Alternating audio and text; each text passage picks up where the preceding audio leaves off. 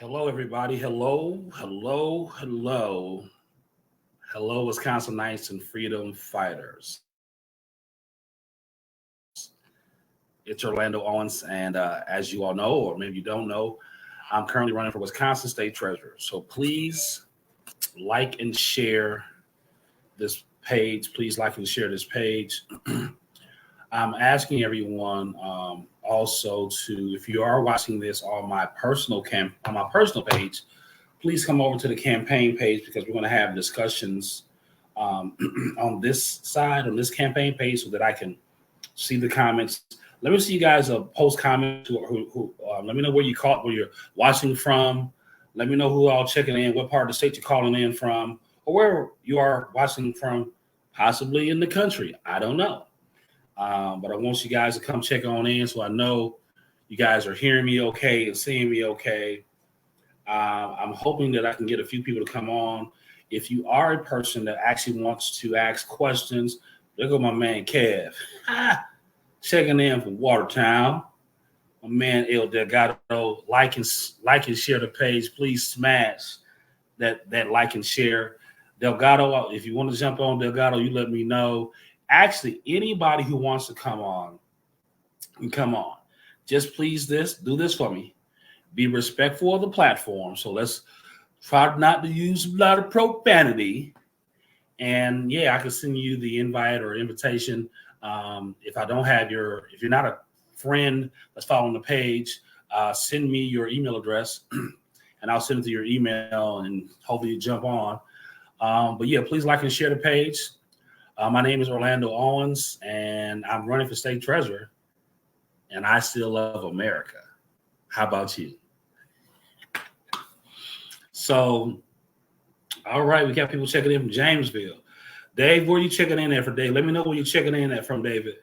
Um, we had a good week this past week, and we're preparing for another great week of caucuses. So, if you all don't know, the caucuses are where the local parties, do a lot of the voting on rules. Oak Creek, all right, my man. They checking in. Come on in. Come on in. The weather's fine. Come on in. PA is checking in. All right. All right. Red Nation is lit. Okay, you repping. All right, all right. Clintonville. I'm rock. Oh, I can rock with Red Nations. And yeah, come on, right. So we just had a series of caucuses over the last few days, and I was able to get to two or three of them. I was in Calumet, and also we made it over to the second one we went to Wapaka. And so great turnout, great energy, a lot of candidates. I'm seeing so many candidates now that I can, pretty much finish their campaign speeches for them because I've heard them so much that I know we're just getting started. So what's going on, Steph? Checking in. All right. She said, I'm commenting on the wrong. Yeah, come on the campaign page. I'm going to check and Dave, yeah, I was in Wapaka, man. I was there for the caucus. My man Ty, what's going on? Big time Ty.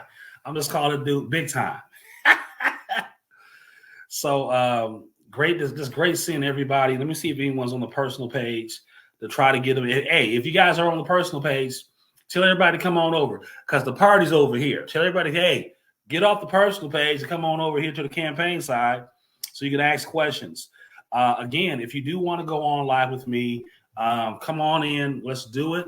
Again, I actually only respect the platform because we may have children watching, and also just common courtesy. Let's not use any blue language if you know what I mean. Ed Delgado is reminding me to do this, so I make sure that people know that's my campaign website. Ed Delgado, you got to get on here, man, for a few minutes and hang out with your man. Come hang out with your boy for a minute.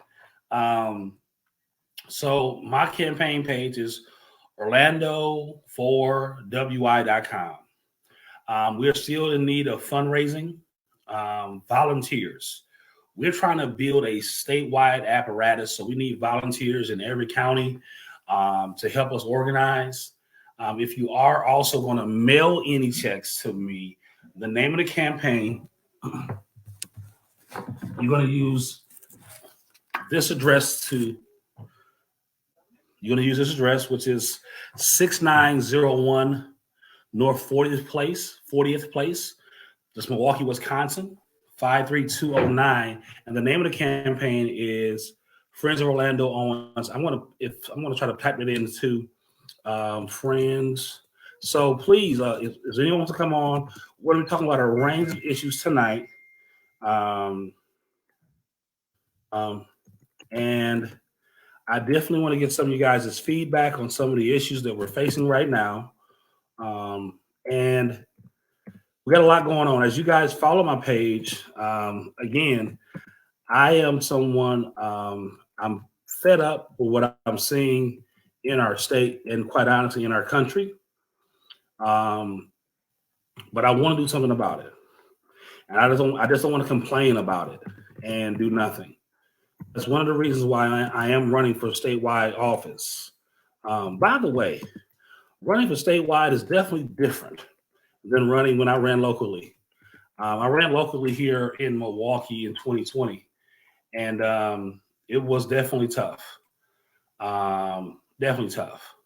So I'm going to put this in right now as well, too, which is if you are going to make out checks, make them out to Friends of Orlando Owens, 6901 North 40th Place, Milwaukee, Wisconsin, 53209. That's where you will mail your checks to. We are still trying to get our requirements because we're trying to appeal or apply for the endorsement of the state party.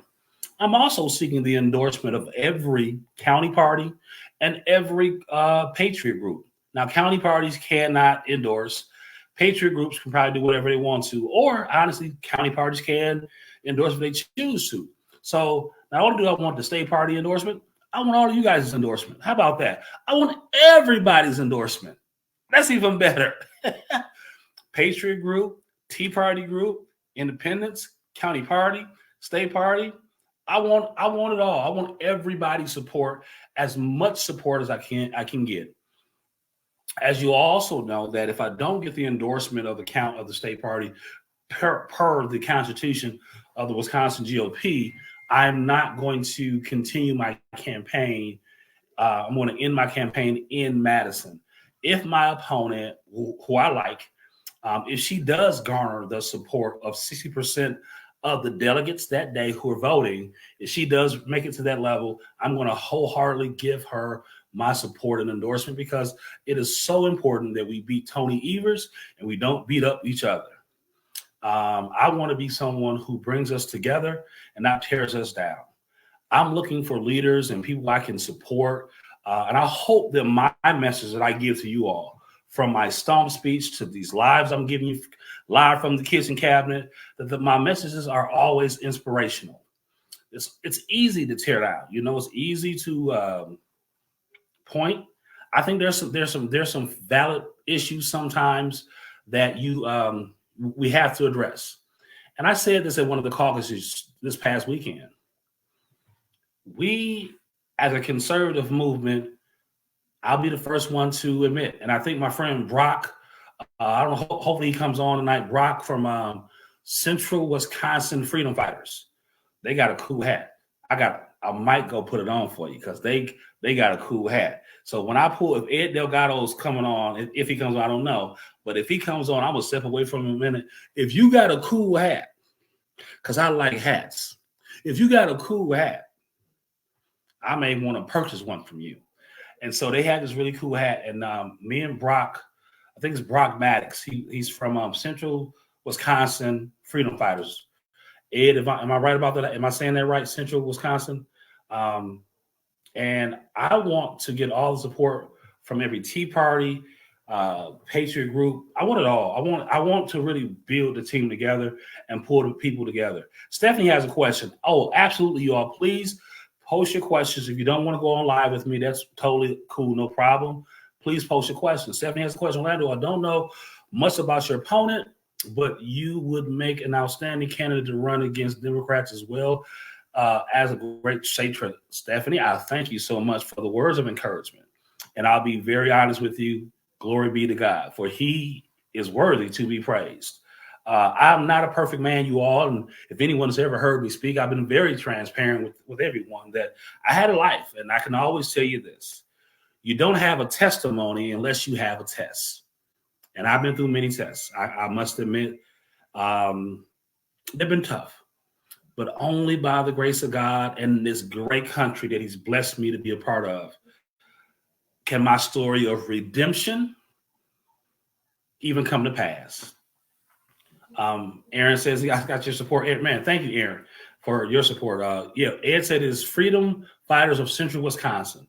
My friend Brock Maddox, I think his last name is Maddox, has a great group, and he's connected as well to a lot of the Patriot groups. Okay, yeah. David, go ahead and message me. No problem, my friend. We can talk offline. I'm thankful to be in the great state of Wisconsin. I'm thankful to be woke up this morning with a Get for Life, man. I'm going to stay as upbeat as I can along this campaign trail because I see a lot of anger, a lot of frustration. And I will tell you, yep, we got to figure out some things. I'll be the first one to say that we got to get the county party and the state party more in tune and in line with each other. We got to get the Patriot groups and all those individuals who don't assign themselves to a Patriot group or the county party. We have to come together collectively as people who love freedom. And if I can be a part in doing that, then hey, man, I'll be a happy camper. I'll be a happy camper if I can be a part of doing that. Ed, I'm going to go ahead and just do this. You may not like it, but I'm just going to go ahead and do it. I'm going to send it to you, man. Let me see if I do it this way to Messenger. We had some problems last time when I did it this way, but we're going to see will they let me do it. I hope it lets me do it. There it is right there. And then I just hit send, I believe, right? Yeah. Okay. So Ed, I just sent you an invite. So hopefully you got a minute to come on for a minute. We're talking politics, you know. Kev says stay positive. The key is staying positive. Yeah, there's a lot of negative right now on the campaign trail. And I understand that people are trying very hard to distinguish their campaign versus someone else's, right? Or multiple people. And I think that's all to the good. But let's make it about the issues and not trying to tear down each other. Character assassinations, and I want to hear what your plans are, and can you inspire me? Can you inspire me to do more than what I've been doing? Can you inspire me again to be a part of this process? If you can do that and you have a plan, then you might have my support. I don't really want to. It's hard sometimes. Transparently, you all going to some of these events. And you hear negative speech after negative speech after negative speech. And I think there's some rightful criticism. That's fine. And I think as a family, the conservative family, maybe there should be a shirt, the conservative family. Be it you call yourself Tea Party, Patriot Group, County Party, or just someone who's a conservative. Again, who's not affiliated to any of those things, but they know they're conservative. We sometimes have issues and fractures. That happens. Family has them, organizations have them. But I can tell you that our fractions and sometimes our disagreements should not rise to the level that is higher than our complete and utter disdain for what Tony Evers and his band of Democrats and whatever they call themselves are doing. That should be paramount. That should be higher than any disagreements we have with each other, quite transparently. That should be the biggest thing. Ed, I sent you an invite through Messenger, so you might want to see that. Again, if anyone wants to come on, let me know. My man Ken said negativity only feeds the left. You're right. The more we continue to tear each other down, the more we turn folk off. We have to come together collectively, have a spirited primary, but keep it above a board, keep it above the waist. Steph says, I think our caucuses, thankfully, it was pretty positive. It was. Hey, I'm beautifying myself. This dude, y'all better love Delgado. That guy. Steph, yes, let me put in this here. Steph wrote, I think our caucus, thankfully, was pretty positive. I didn't mind disagreements at all, but let's handle those disagreements appropriately without the nasty personal attacks. I agree. I agree totally that we have to come together. These the attacking makes no good sense. Some campaigns, what we can do if we can drive our own people that support us, who primarily think like us, 7 out of 10 things we think alike, we can drive those people so far of the negativity that when their candidate doesn't win or doesn't advance, they will not participate at all. And that's not what we want to do.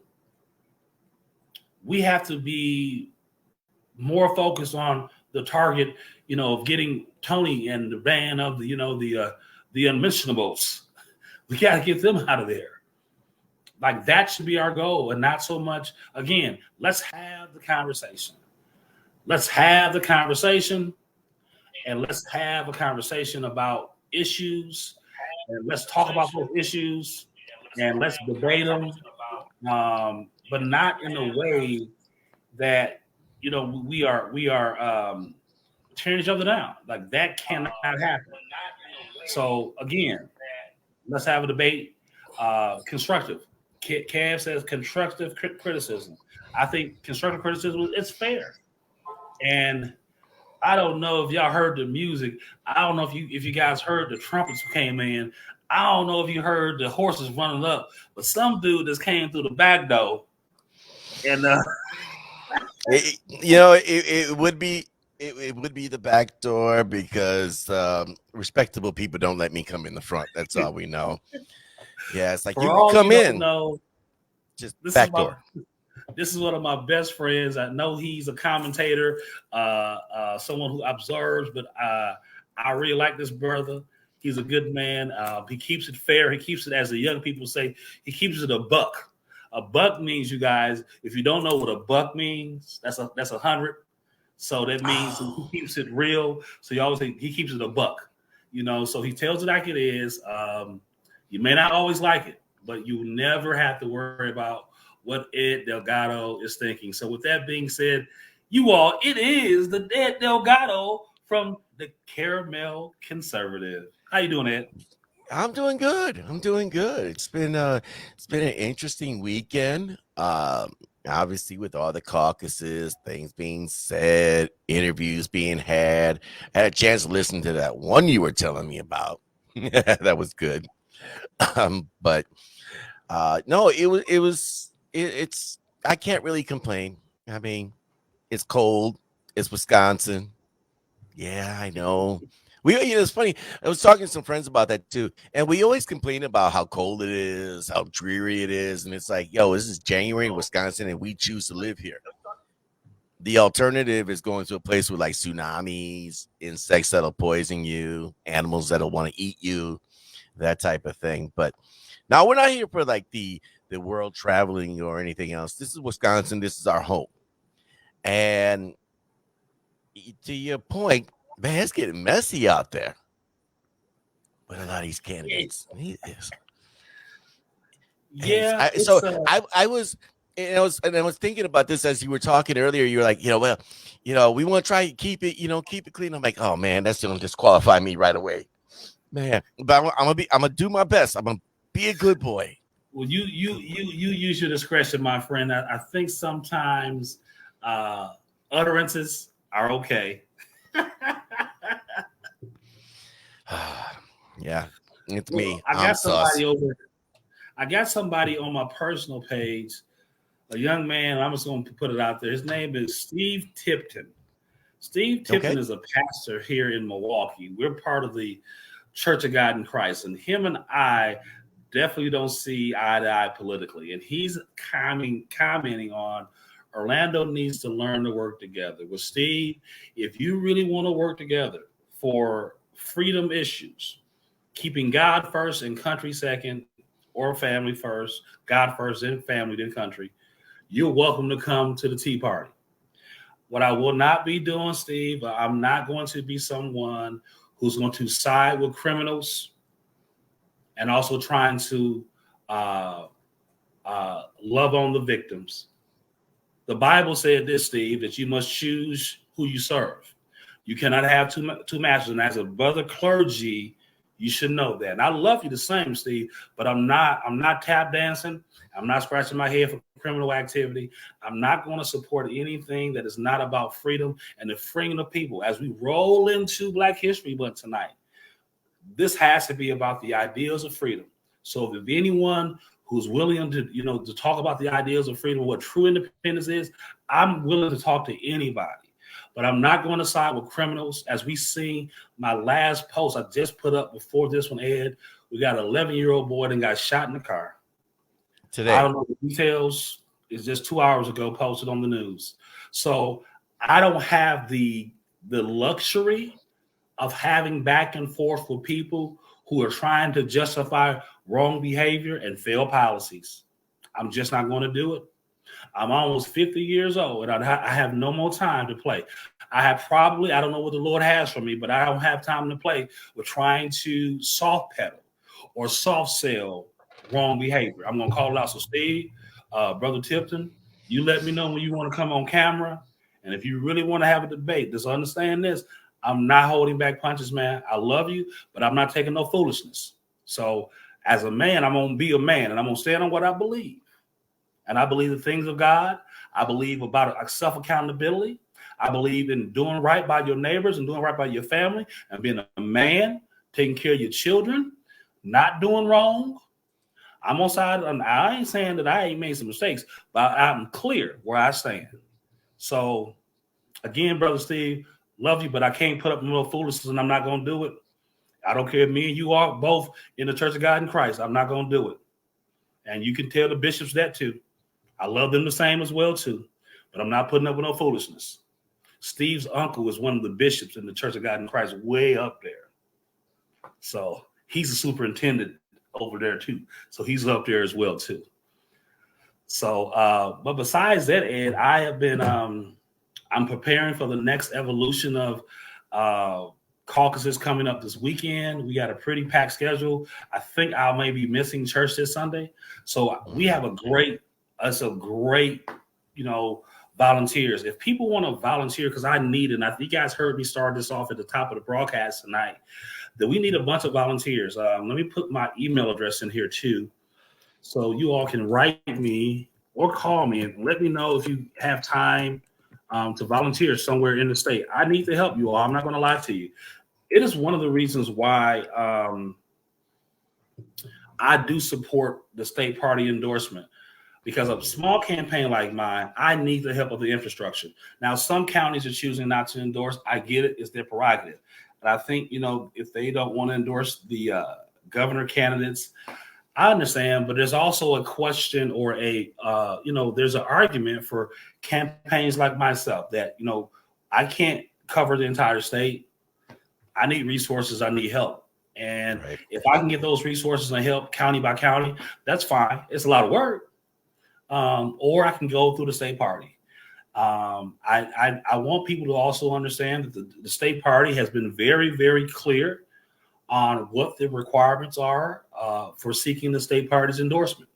And nowhere, and you hear from me, because I'm one step away, Ed, I'm one step away from posting the actual email that came from the state party, so we can stop the kind of false accusations that you're being asked to get out of the race if you don't get the state party's endorsement. That's never been said that. It was one county that said that. And out of 72 counties, go to the 71 counties, I guess. I don't know, but I'm not picking a side in the governor's race, bro. But what I cannot do, and I will try my best to always be fair and impartial, call balls and strikes when I see them. And just keep it above board. Have a debate. I love a great debate, but we cannot be disparaging people. We have one broadcast bringing up a man's battle with addiction. Like it's so classless. And I lost something for that organization because I wanted to give them a shot to, bring up, news information and maybe a different perspective. But when you can talk about people's battles with things in a way that's so derogatory, it does the good. You poison the well, and that's uncalled Mhm. for. It's as one of my friends say, it's unsolicited banging. You're Yeah. just banging on somebody for no reason, and it's not warranted. And so my pledge as I move forward in this campaign is always try my best to say the most positive I can, giving a lifting speech of unity and coming together. Because when we come together, there are great things that we can accomplish. And that's where I am, Ed. I'm sorry, I went on a kind of a diatribe right there. No, you should. You're the one running for office, not me. You know, but I think that's a great point. And see me, I don't have that problem. I'm all for let's call balls and strikes. If you're going to criticize, and I've been very clear about this for quite some time, if you're going to criticize somebody, you also have to highlight them on the things that they've done. And when I see things that are suspect, when I see things that are problems, when I see things, as the kids would say, are sus, I'm calling it out.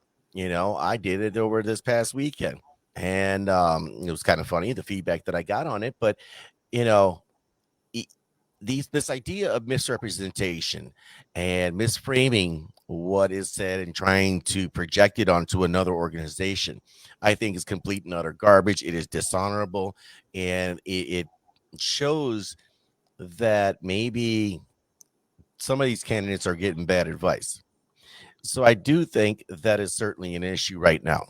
Uh, but that all being said, end of the day, we really need to look at what is our goal. Our goal is not to rip each other apart, and that's always been my biggest fear. Are we going to tear each other apart as a party? Where there's nothing left to go against Evers and his people. Thing is, though, people always remember how you make them feel, and I always keep going back to that. Negativity has a short lifespan. If you can make people feel positive about themselves, if you make them feel positive about you as the candidate, regardless of what the race is, they're going to remember that. They're going to remember, you know what? I want to be a part of this. Most people don't want to be involved in how do we say this? In a contest of avoid Release contest. bullets. Yes. Right. Yes. But they do want to be on board with something where it's like, you know what? You're showing me that there's hope. You're showing me that there's fight, passion, energy, positivity. People gravitate to that. Well, But yeah, again, I cleaned it up. you did a great job, buddy. You did a great job, buddy. Again, for everybody who is watching and following on the personal page, if you can, come on over to the campaign page. We have plenty of room in the chat.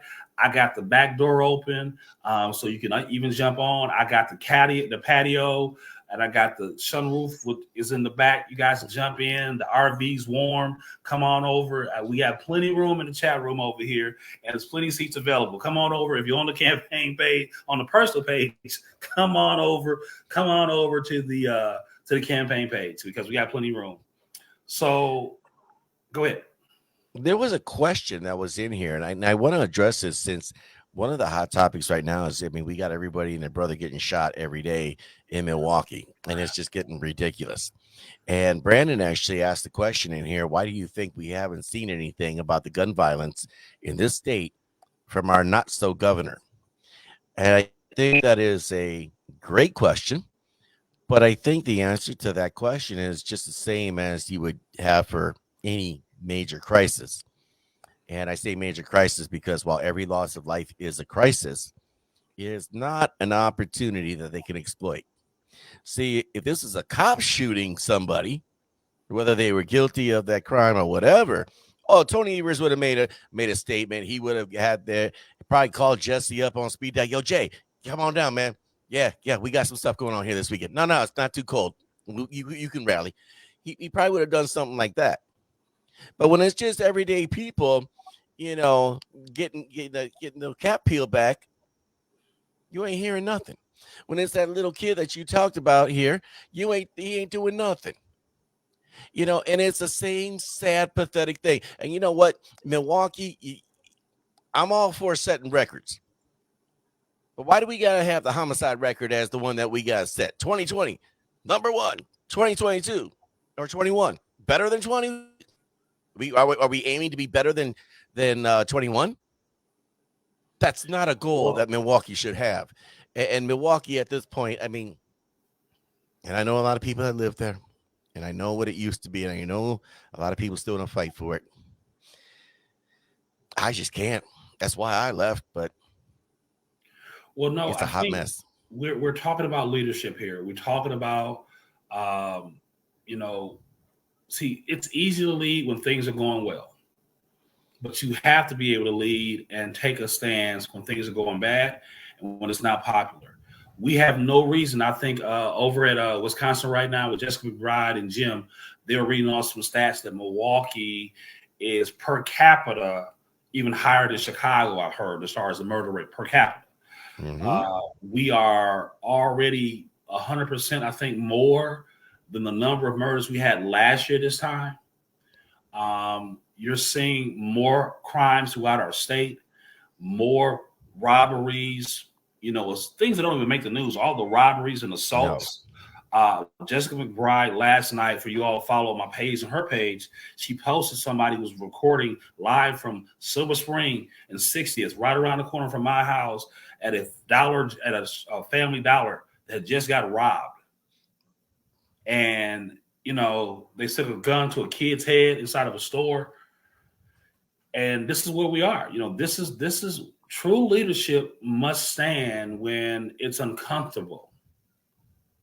True leadership must stand when it's not the cool thing to do, and you won't get anybody slapping you on your back saying, there you go. True leadership is being lonely sometimes. Yeah. And we don't see that coming from our top cop. I don't know. Josh Call is more concerned about trying to sue that mayors don't have to obey a subpoena than to be leading the state in the time we are right now. That we need leadership in our law enforcement. Where is our Supreme Court? We need judges. We have one conservative judge in Milwaukee County that's outspoken. We need judges saying, you don't want to come to my courtroom.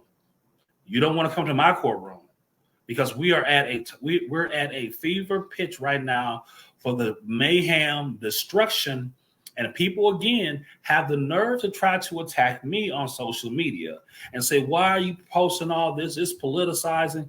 It's not. Well, it's politicizing. You're correct. Because these things require a political policy change. So you're right. I am politicizing. I'm politicizing the failures of the current policies, the failure of the current leadership, that it needs to go. The policies need to change. But we're more concerned about me posting, because it goes back, Ed, to that old saying, don't let everybody see the dirty laundry. You know, we don't want to, because we got mixed company here. We got, other folk who ain't live around here. Yeah. We don't want nobody to know how bad things are. We want to put it on the front. Put on the front. But you cannot front when you have the last 3 years, the homicides in the city. You can't front and give somebody $150 and think everything's gravy, Governor Evers, and say the dropout rate, the educational rates, the proficiency rates, the unemployment rates. You can't front the people. And the people of Wisconsin are smarter than this. That's why I'm hopeful that even on our campaign trail on the Republican side, that we do have Wisconsinites who are truly going to look at these statements that people are saying. Like, I support the need for more police force. I do. I don't think it's a gimmick. I think we need more patrol here in the city of Milwaukee. I think having more patrol is a strong deterrent. I do. And some candidates might think that's smoke and mirrors, but Milwaukee has been understaffed forever from MPD.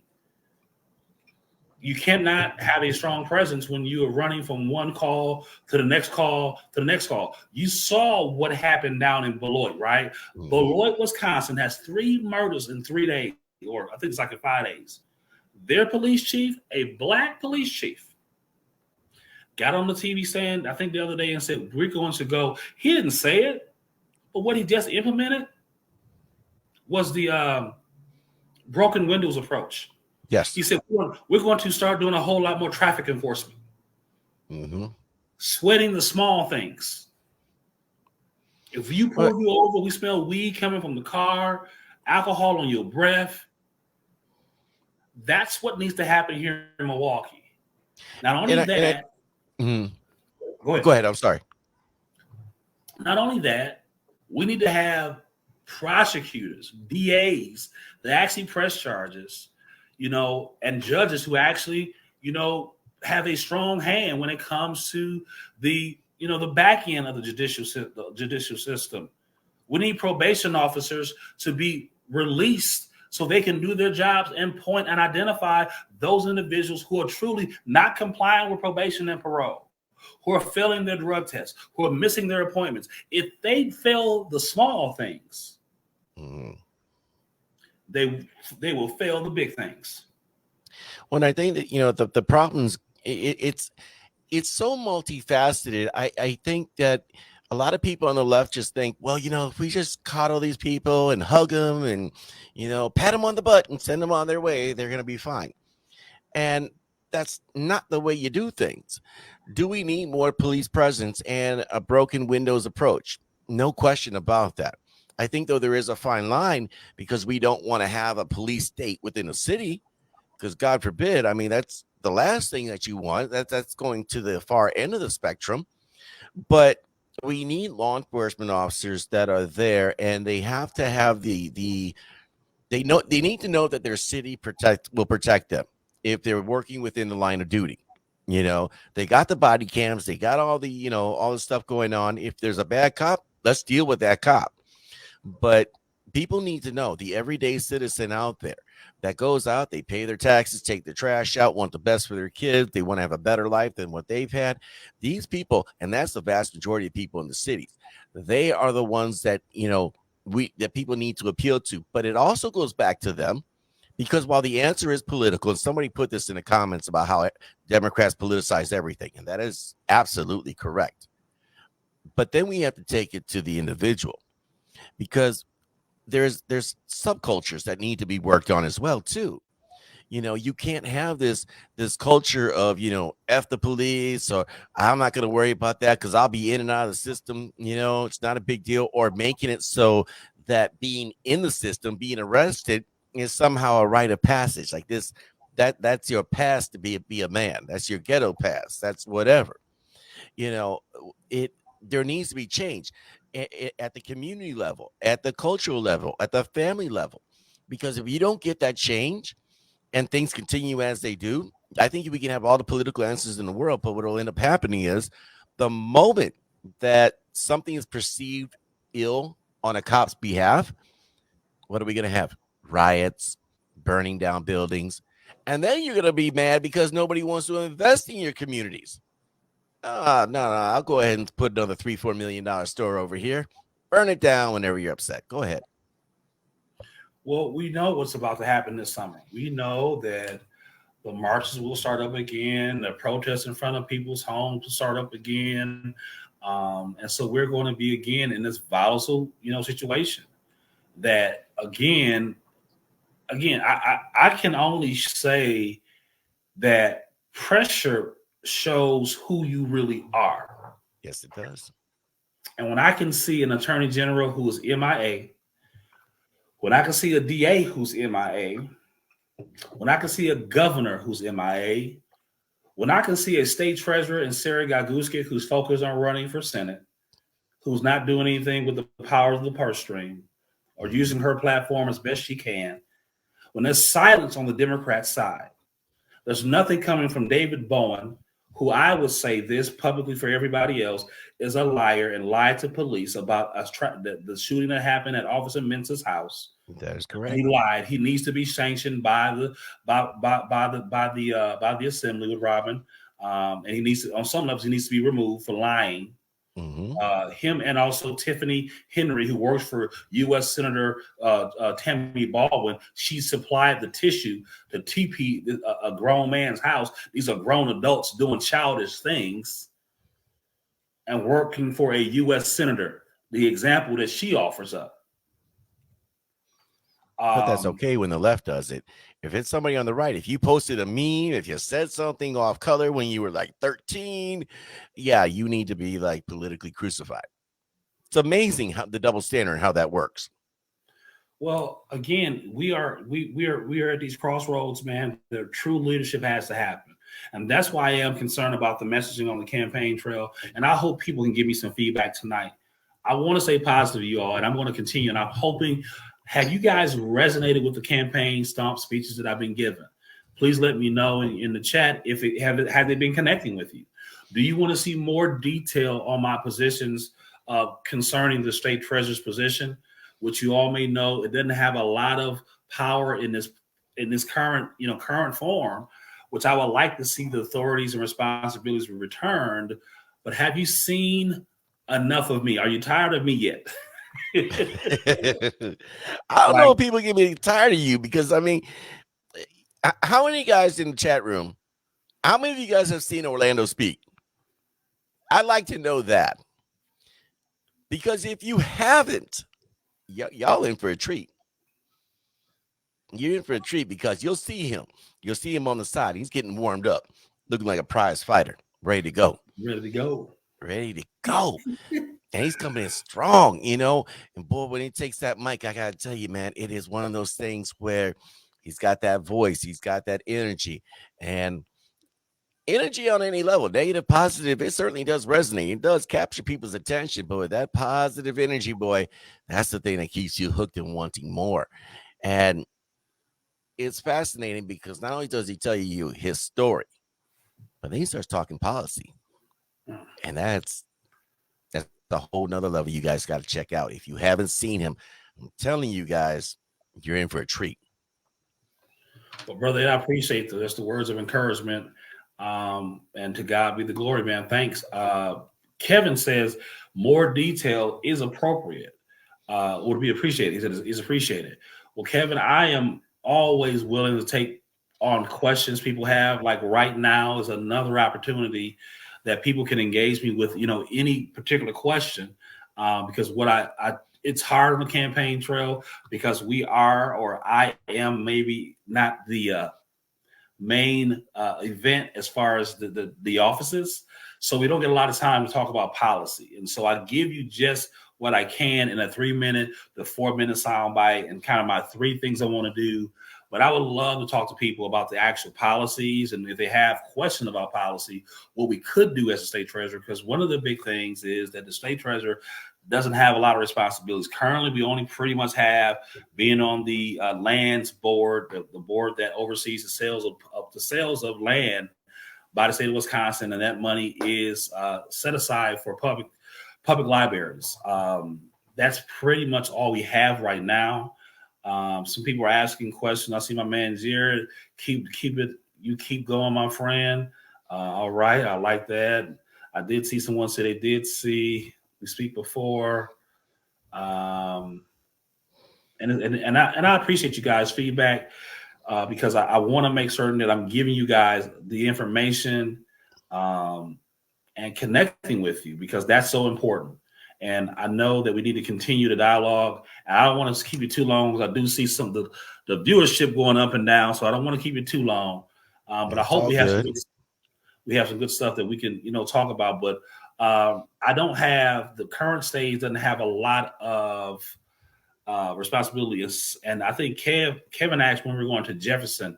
I don't know when we're getting out there, Kevin. We are looking at.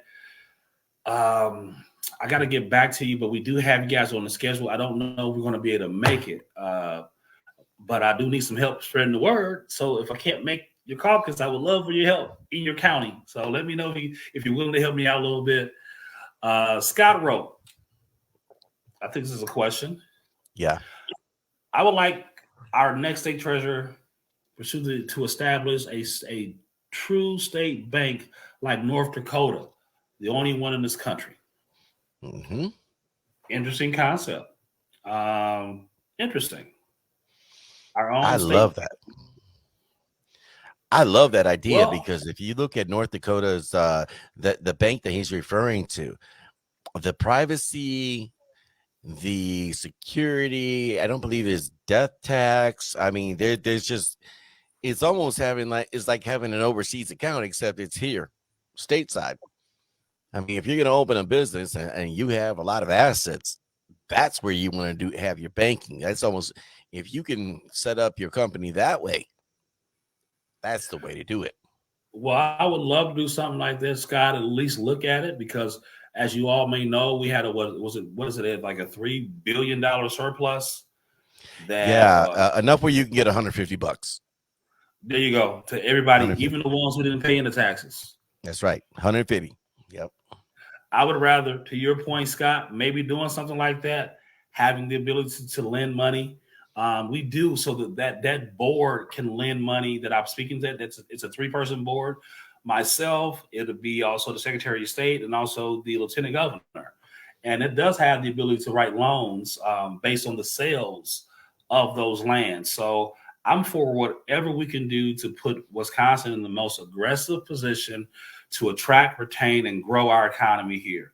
I would love for us to be the jewel of the Midwest, the jewel of this country. And we need your help to do it. But that's a great idea. One of the things someone that spoke to me the other day, a young lady talked about some literacy classes, financial literacy classes that offer like scholarships based on how well they do their project. That they can win some type of prizes, and that the money will come from the state treasurer. So there's a lot of creativity we can do, and a lot of that honestly depends on the relationship that hopefully I will have with the legislator and also the new governor. That some of those ideas that are creative can help. So yeah, I'm down for reimagining everything, but also staying true to the constitutional piece that the framers of Wisconsin thought were a good idea. Having oversight of the revenues and debt, all the money coming in and out of the state, the investment board of where we invest for our state pension. I would like those responsibilities brought back. Having the ability to subpoena, audit, those powers should be back with the state treasurer, clearly defined, because that's a way to keep checks and balances. We just talked about NPS. I just posted getting $63 million from COVID relief. What does that mean? COVID is pretty. I mean, we on Delta. We coming out of we on we out of the Omicron. And we got a subvariant running around. Yeah, I saw that. It's a stealth variant. So sneaky. I would have loved if Tony Evers would have gave that surplus to the Milwaukee Police Department to hire more people. Mm-hmm. How about that? I heard one person say, well, the state patrol only has 500 people. Well, we could have used more police for the state patrol. Right. I'm quite certain most taxpayers in other parts of the states wouldn't have mind if a portion of that money went toward more police. Evers is putting more money in education, more money in our tech schools, which on the surface sounds like really like good, right? Until you look at all the money we already gave the schools. Right. If you're going to do anything, why don't you give all the money back to the people then, Tony? Just saying. I think it's an interesting thing when they talk about why our schools need more money. And it's like, you got West Milwaukee, isn't it something like $6,000-$7,000 per student, and you still can't produce kids that read and write? I mean, where's all that money going? My thinking is, you take a look at all the top heavy administrators that are making 6+ figures. That kind of answers that question. And then, of course, when you take a look at some of the state scores and stuff, you have a lot of people in rural communities, suburb communities, and they get significantly less, but yet they seem to have better facilities. They're churning out better students that can actually read. It's kind of amazing how that works. Now, here's a question for you. Okay. As state treasurer, right? I'm going to flip the script here. Okay. As state treasurer, I don't know if this is necessarily within the purview of the treasurer to do, but you remember when Walker was, he went out to China, he was talking to folks, he was talking to the Foxconn folks, and, hey, come on down here, we'll hook you up, do all these type of things. What type of authority, or is this something that could even be entertained, that as treasurer, you become, and you said this before, the phrase, I want to be the best salesperson for Wisconsin. What do you think is the possibility that the treasurer becomes that representative, to say, hey, why don't you come over here, because we have hardworking people. It's a hardworking culture, and we actually love and care about our communities, and we want to see it grow. This is truly the jewel of the Midwest. I think it is totally open since the treasurer it's a independent constitutional executive officer. I don't necessarily report back to the governor, but I do supposedly in the framing of the duties of the treasurer. I'm always should be able to produce the state's books to the Mhm. governor, to the legislator, to the other executive officers of where the money is. I'm supposed, but I cannot produce those books if I don't have those books. So I'm Right. supposed to have all the state's books to know where all the money went, who got it, what they're doing with it, and be able to give that report back to the governor, back to the legislator, back to I think it's also the Secretary of State and also the Lieutenant Governor. So they all have that ability to request the state's books to review something. Mhm. So yes, I there's a possibility that so I would do that by myself, regardless of what the governor would say. Not trying to step on anybody's toes. But yes, Right. I want to do it regardless. And so I think I would be an asset to be a great ambassador, a brand ambassador of our state, to be a salesperson on why you should relocate here and how great Wisconsin is, right? So I think it's a very much a possibility. I want to do that, regardless of whatever if the governor gives me the ability to speak on behalf of the state or not. But at least to make the initial warm pitch, talking to pitching companies, and even with the idea of Foxconn, how do we help Foxconn to be much more productive and much more successful? What can we do internally? How do we make our internal ecosystem, and our business climate work better together? Mhm. Are there parts that Foxconn can be producing for companies in our state? You Well, and I know, think that's a big thing, because, like, you look at the semiconductor issue that's plaguing us right now. For any of the gamers that are out there, if you're looking for a new PlayStation 5 or that new Xbox that came out a year ago, good luck finding one right now. And if you can find it, I mean, I think the MSRP on those initially are $500. But if you can manage to find one anywhere, you're looking upwards of 8, 9 thousand plus dollars for a game system. And a lot of that, again, there's a shortage. You can't even get PlayStation 4s or Xbox Ones right now. Again, semiconductor issue. And it's funny, because take a look at the automobile industry. New cars gone up in price. There's a bunch of them that are sitting down south on racetracks because they don't have semiconductor chips.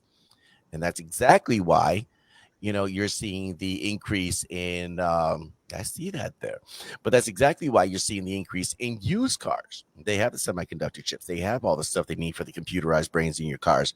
And it's like, and I think Ron DeSantis was talking about that. We need to start building these semiconductor chips here. Elon Musk, Tesla, starting to build some chips, a different style. I was going to say variant, but a different style of semiconductor chip for Tesla. He gets that on order. He starts shipping out elsewhere. Now, I would love to see that here in Wisconsin. man, we need to look at our unique skill set, what we can do.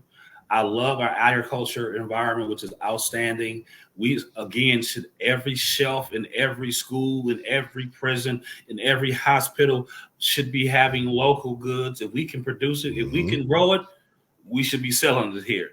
If we can hunt it, we should be eating it here. So I'm Yeah. just saying, if we can fish it, it should be in our stores. We should be buying local everything here in Wisconsin, and creating our own ecosystem. So creating our own supply chain, and also being able to be the great exporter of those goods. And that's how I have. I'm excited about the ideas of what the treasurer could do and having the right people in those right places. I think that there's a great role for the secretaries of DWD and all that. Man, I am someone who is this Team Wisconsin. I have a business degree with an emphasis on marketing. So when you think about marketing, we're the concept people, the Right. salespeople, and the conceptual people, right? So I have a great mind for creativity. You show me how something works, and you show me the industry that you work in, and my mind starts to tumble. Like, you can see my mind and the creativity used to start to flow of, well, what about this and what about that? And that's kind of how I process things. How I look at great ideas and how to make those ideas. What was it called? BASF. They don't make the ideals; they just make it better. So, Oh yeah, so that's kind of how I am. I don't necessarily have to make the idea, but I hope I can make it better. right. And that's kind of how I look at it. Tapping into a lot of the just the great talent. We have a need for great tradesmen here in our state, but unfortunately, we don't have enough great people to sell the trades again. Mm-hmm. If we're producing machines and automobiles, I need to see our tech schools, our young people being turned on to that opportunity. But if you don't have the great inspirator, right? Someone to inspire you to say, man, I'm great with the small engine repair. If you Yeah. can't have someone who can see that and promote that, then we will continue to lose our brain drain, lose our talent, and have people who just are not inspired to do other things. I want to be that great ambassador, man, not only for Wisconsin to other states, but also internally, man, getting our young people. I know I hear police officers say all the time, with all these things happening, recruiting is down. I'm like, I would love to help in recruiting, find some people. Because I love people and I love, there's no greater salesperson than someone who actually believes in the product they're trying to sell. Yeah. Well, and that's the biggest thing. If you believe in your product, you're going to be the best salesperson, whatever. You'll be better than the person who sold you that thing, And I kind of really glad that you brought this point up. You mentioned brain drain, and I think that's something that often gets overlooked because you go look at a lot of folks that, some of our best and brightest leave the state. And it's fascinating because I get why you might want to leave. You're drawn to the allure of the West Coast, California, New York, big city, Chicago. I get that to a point. But when you think about, cost of living, things like that, Wisconsin just becomes that much more appealing. I mean, yeah, we got to drive in snow and ice and it gets cold here, but we don't have to worry about a earthquake that's going to tear off half the nation. But that's a whole nother bit. But um, somebody mentioned on here, systematically sabotaging American traditions as always, so predictable.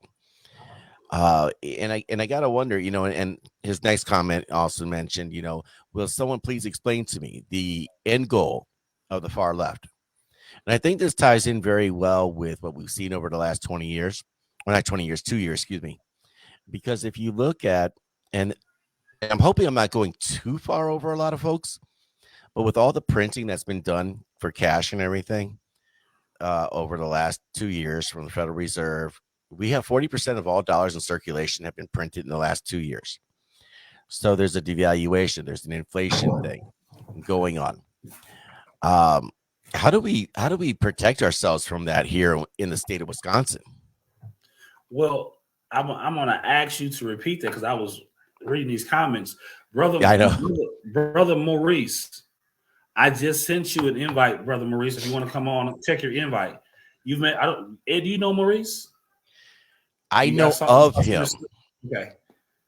He's another podcaster here in Wisconsin, I think Milwaukee. So Maurice, I just sent you an invite. Oh, Mo Delk? There you go. Delk? Yes, exactly. I know him. I've not met him. I've not talked with him, but I do know him. I just sent you an invite. If you want to come on. If not, no worries. But I did send you an invite. And Ed, so I'm sorry. Can you repeat that question? Well, I know you said about what's the end goal of the left. Yeah, and that was his question. I think a lot of it, when we look at, and I don't want to go too far down a rabbit hole, but dollar wise, when you look at our economy, 40% of all dollars have been printed that are currently in circulation today have been printed in the last 2 years. And that has devalued our money. And that also is why we are dealing with skyrocketing inflation. So it's kind of ridiculous because it's harder to go to the pump. I've seen gas go up 20 cents over the weekend. You go out and you buy a cube of soda, and I always go back to soda as the metric. That used to be $5, is now $10. Go buy a pound of hamburger meat. it's $5, $6 depending on where you're going. That's sale price. If you used to have steaks on Friday, you ain't having as many of them anymore. How do we protect ourselves here in Wisconsin? And not to I put think we all that pressure on you, I think it is certainly a collaborative effort between all the executives within the state to start with.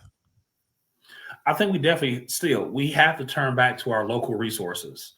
We have to give our local farmers and agriculture, a good price for their beef and dairy, and we have to turn inward, bro. We just have to, and honestly, we're built for it. We're Mm-hmm. Wisconsin. We're built to have, having our groceries, raised, farmed, and served here right in Wisconsin. We're built for being the cheese factory of the world. We're built for manufacturing. We're built for making things. This is the uniqueness of Wisconsin, man. We have great workers who have great instincts and are willing to produce and work hard every day. You give us a plan and we will execute that plan to the fullest. If we are in short of something, Wisconsinites can make it. We'll build it. You just say whatever you need. And what do you need, United States of America? We'll build it. We'll make it here in Wisconsin. I want to see things that said made in Wisconsin. And let's take it a step further. Made in America, but also made in Wisconsin. I want to see that, and if where are the needs of America? What are the needs of Wisconsin? Man, our manufacturers here in Wisconsin are some of the most innovative people, some of the most talented people. We have some of the greatest workers here who have a lust and a drive to just take care of family, take care of their home and neighborhoods. And we have an emerging population of workers if we can introduce them to the idea of doing things the right way. That's the one of the things we did at the Joseph Project, trying to introduce young men and women, black, brown, and poor whites. If you understand that there's opportunities out here other than the street life, Yep. we have so many industries that you can go in and take care of your family. You'll never have to turn your back and go back to that life again. Never. If you give us a chance, if you give what we have here a chance, you'll never have to go back to that lifestyle again in your life. And those are the opportunities that we have here in our state. If we have the right person that can connect the dots and can make it make sense to people, make it make sense. We have some more questions we got going here, Ed. The Tea Party, Orlando did a great job in Marshfield. Man, thank you, Scott. He said he used to be the vice chair. I feel a little salty because I was in Marshfield and I didn't get to meet Scott. I feel a little salty about that. Like my feelings are hurt. Okay. Ed, you go ahead and take that. I want to go get that hat I was telling everybody about. Yeah, I don't know. There was a lot of people up there in Marshfield. That was actually a phenomenal event. So if you guys ever get an opportunity to check in with these events, there's one coming up here Saturday, Wausau. It's 1 to 4:30. Get yourself up there. Check it out. Freedom Fighters of Central Wisconsin are going to be doing their thing up there. I'll be there. I got a 10-minute speaking bit. Kevin Nicholson, Adam Fisher. I can't remember there's an independent candidate running as well, Justin Schmidtka. He's going to be there. There'll be some local candidates, Destiny Gorski, I believe that's her last name. So, yeah, there's going to be a lot of folks up there. So if you're in the Wausau area, come on down, check it out. Look at Orlando rocking his Freedom Fighters Essential Wisconsin hat. Looking strong, bro. Looking strong. Yeah, that's it. So Greg has a great question here. And he mentioned, I said for years that people who support individual freedom need to form their own political party. I'm certainly on board with that to the extent that I appreciate and support that sentiment. I just don't know how viable that is. It's kind of like the Libertarian Party. A lot of great folks out there, but they're not viable. I mean, one or two might crack the ceiling there, but you're not going to get a big bit. And certainly that does speak to the issue that having a two-party system as we have here in the States is a problem. I wouldn't mind seeing something like we have, like they have in the UK, multiple parties, and you have to build coalitions. You have to build groups, consensus. That would be wonderful. I'm sending another invitation, not an invitation to let him know check his inbox. Yeah, Check your well again. I saw what's going on, man, and is it Canada? The truckers, the truckers, the honking. Yes. the Apparently, honking. by the way, let me just throw this in here. Apparently, out there in Ottawa, cops are investigating some of the police or some of the truckers because apparently they're advocating for freedom. Some nonsense. I'm sure there's a liberal that's upset about that. But yeah, tired of the vaccine mandates. And the best analogy I've heard when it comes to truckers are the bloodline. They are the red blood cells that carry everything, like the red blood cells in your body carry that oxygen to your brain. And when you take your red blood cells off, usually doesn't end well. Now we've ticked off the truckers. Well, again, we have the ability to do, and as a next state treasurer, if I'm blessed to do so, I've been very clear on the campaign trail, man, that we're not going to reimburse people companies who do work with the state of Wisconsin, who have mandated people to take a vaccination against their will, and they don't Mm-hmm. want it. So any company that we contract with in the state of Wisconsin, we're not going to be we're not. I'm not going to be signing any checks to reimburse you. Yep. So if the federal government can put strings attached to its funds, then we'll put strings attached to funds also coming from the state. I think that's how you fight fire with fire. Anyone who is providing abortion on demand, that's another reimbursement check that I won't be signing out of the treasurer's office if I become your next state treasurer.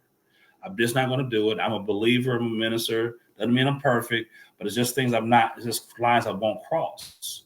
Right. And then finally, which leads us to until in a few hours, I'm not signing any check that promotes or teaches CRT in any form or capacity. We are staring down in a few hours.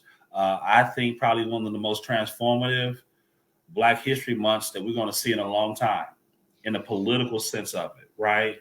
I will be one of the ones quite actively trying to make certain that people understand in this great country how America has been great to many people and that we are the great melting pot. So I cannot wait until to start posting and having dialogue with people.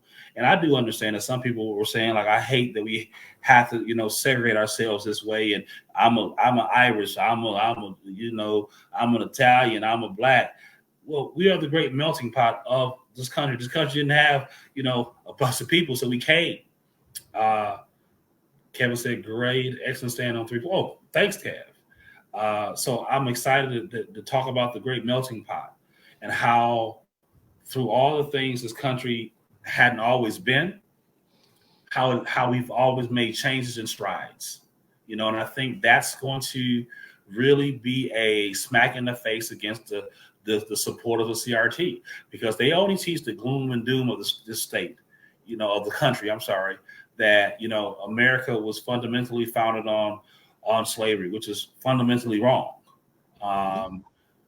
So I mean, this Black History Month is going to be very personal to me, running as a statewide candidate, looking at creating American history for some Blacks in America. Myself, if I become your next state treasurer, I'll be the first African American Republican to win a statewide seat.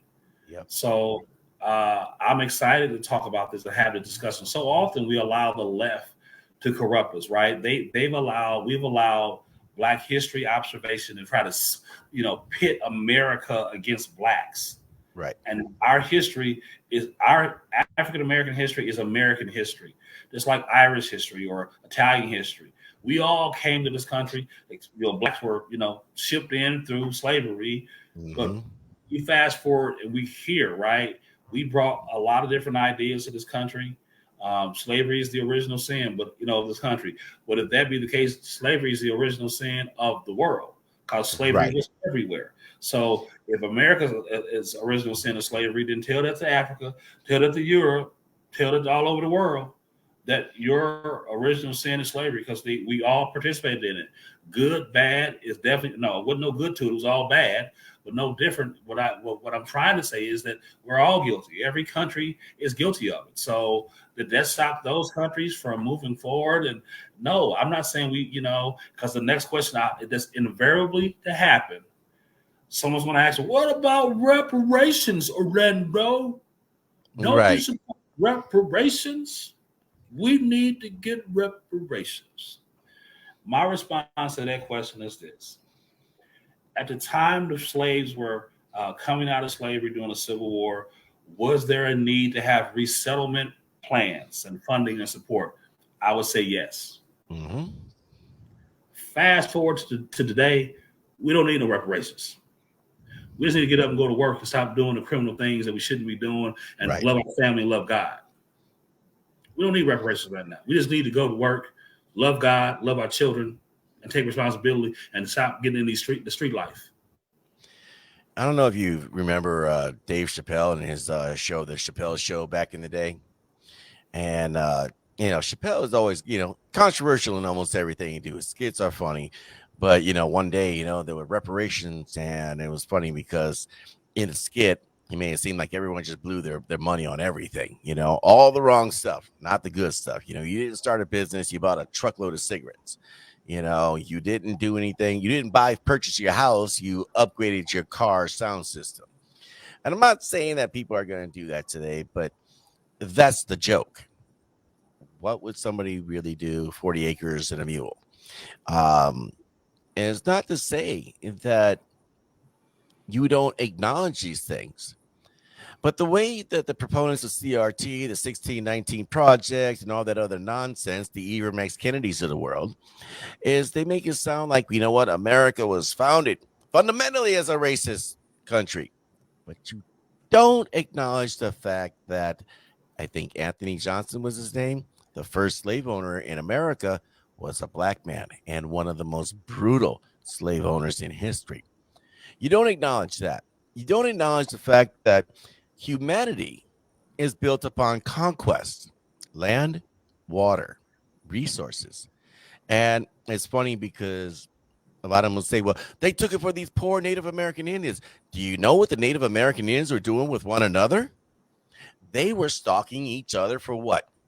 Water, land, hunting ground. They were incorporating and enslaving other tribes, thereby increasing their numbers. Well, let's go further down into Central America, where they were playing literally like a form of soccer and basketball with the head of the conquered. Just throwing out facts. This is history. If you really want to talk history, let's talk history.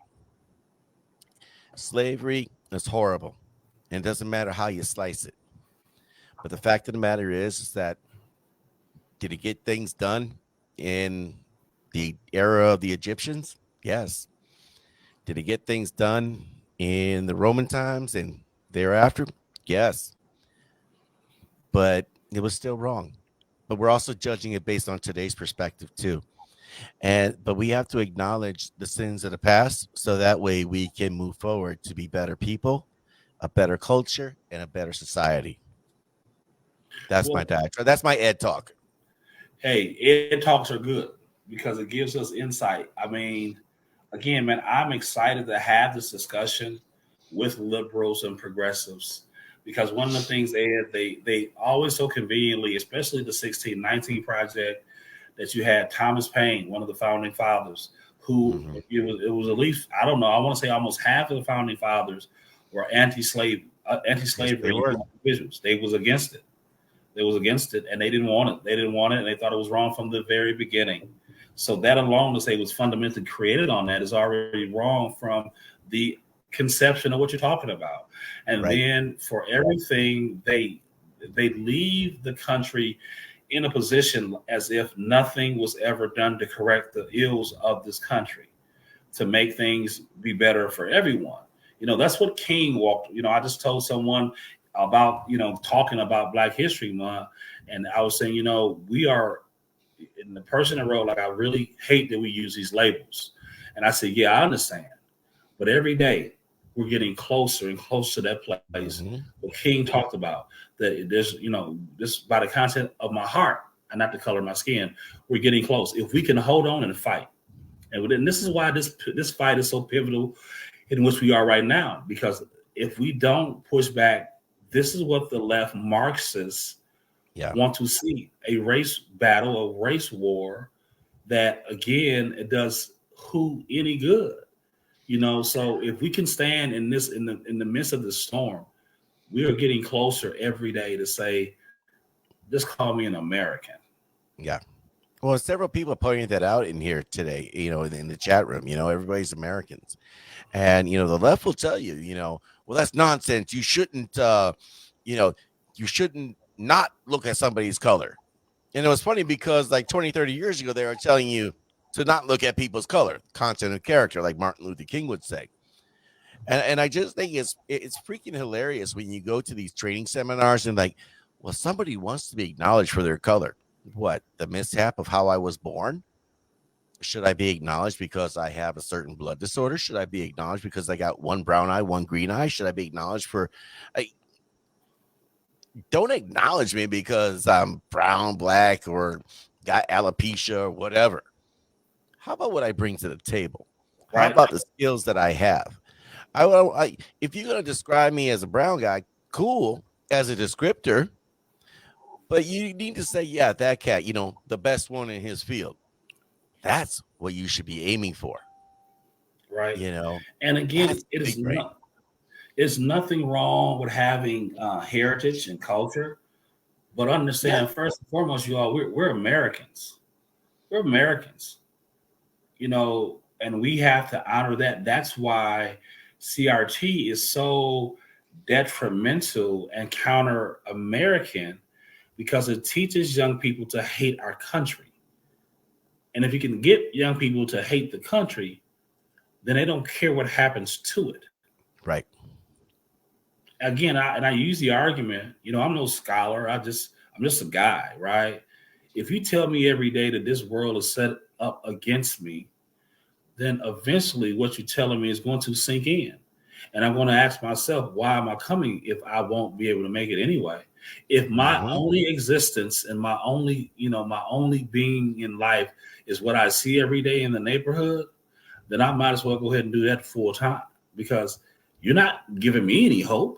What teacher do I want to hear tell me, well, America's racist and you ain't gonna never be able to get ahead because them racist white people, they ain't gonna let you do nothing. Then why am I taking algebra for? Then why am I taking trigonometry? Why am I taking these biology and why am I doing this then? If in the end I can never get ahead, I can never get that piece of the American dream. Do you realize how insidious that is, though? They're saying, you know what? Hey, you're really too dumb. And I know, it's not your fault. It's how you were born. But I'm here to help you. Take my hand, and I will be the one to guide you. Because you know what? The color of your skin has an effect on that little brain energy that you have, because you're a darkie. And yes, I said it. And it's just it is the subtle racism of the left. Oh, I'm here to help you. No, you're not.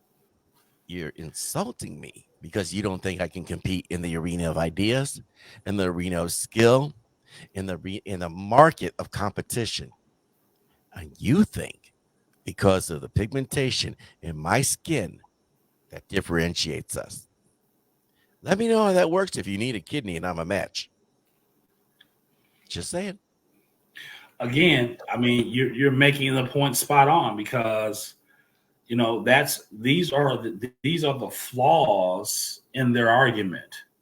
And also the other flaw in the argument is, for everything America got wrong, there are people fighting to make those things right and fix those things. What they so always has been, yes, always has been. People try to make things right. So the problem with their narrative is that those people typically were Republicans who fought to have voting rights for blacks, and ending slavery, ending Jim Crow, ending the black codes. Republicans did that, and that destroys the idea of the left of CRT, because if Republicans did that, then how in the world can this whole country be founded on racism if these white people actually fought against those racist policies that those white people actually put together? Because those white people that put those racist policies together, those white people were Democrats. Well, That's and why they will try to tell you that there was this flippening, that all the Southern Dixiecrats ended up becoming Republicans and vice versa. And I've always questioned that, because, like, you mean to tell me that I'm going to take your bad name? I don't think so. If you look back on the history of it, there was only one person who flipped that way from the South. Now, why did the South become more and more Republican, you might ask? The answer is actually really simple. Because what ended up happening over the 40s, 50s, and 60s is the South moved from an agricultural economy to a more industrial economy. And you had more Republicans coming up, not Democrats flipping. But again, let's not put history on the table here for all to examine. do that. Well, one of the arguments I've always brought up, that at every legislative beginning session, when you win an election, right, or you won your reelection, when you take your oath, you sign the ledger. Yes. In that ledger, it is your name, and guess what else, you all? Your political affiliation. If there was this whole great flipping of the party, show me the books, as the treasurer would say. Show me the books. Yep. Show me the books when you see this flipping of the two parties, and then you should be able to find that, right? You had some, to your point, Ed, that did leave and change parties, but it was a handful. Right. Show me, and then this is another piece that the left so conveniently cannot find. If you had Republicans flipping to become Democrats, that's newsworthy within itself, right? Mm-hmm. But to have Democrats who became Republicans, well, then that's extra news. That's extra read all about it news. Where are the publications in the newspapers? Right. Where's the periodicals that wrote about it? That would have been newsworthy. Someone that wrote about it, all the great flipping of the two-party system, and look at all these, and have they changed their platforms? That would have been newsworthy. There's no periodicals. There's no newspapers of the time that even speak to anything like this at all. No. Probably the most notable one would be Senator Robert Byrd. Oh. And, well, we know about his colorful past. Oh, yes, Mr. Grand Wizard. Yeah. Grand Wizard. Yeah. The Grand Wizard, Dragon, Lion, whatever.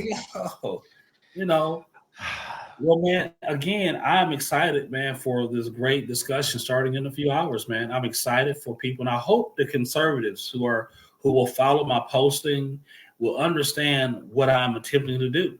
And it's really attempting to regain the true history of our country, because Black history, Italian history, Irish history, Native history, it's all American history. Hispanic history, it's all American history in this big old pot of gunboat called America. And I hope you dig in and get a big old scoop of it, because I know it's going to taste good. Do you remember back in the day, Schoolhouse Rock? Uh-huh. The Great Melting Pot, man. That's what we always were. And I remember when I was first started going to college, we had like these multicultural events, and those were cool because it wasn't let me foster my culture on you. It's let me share my culture with you. Dance, food, tradition. Oh, that's why you guys go running around and doing whatever it is you do. Right. I was going to pick on Filipinos, but there's a sect of Christian Filipinos that actually go out and they literally crucify themselves like annually every Easter.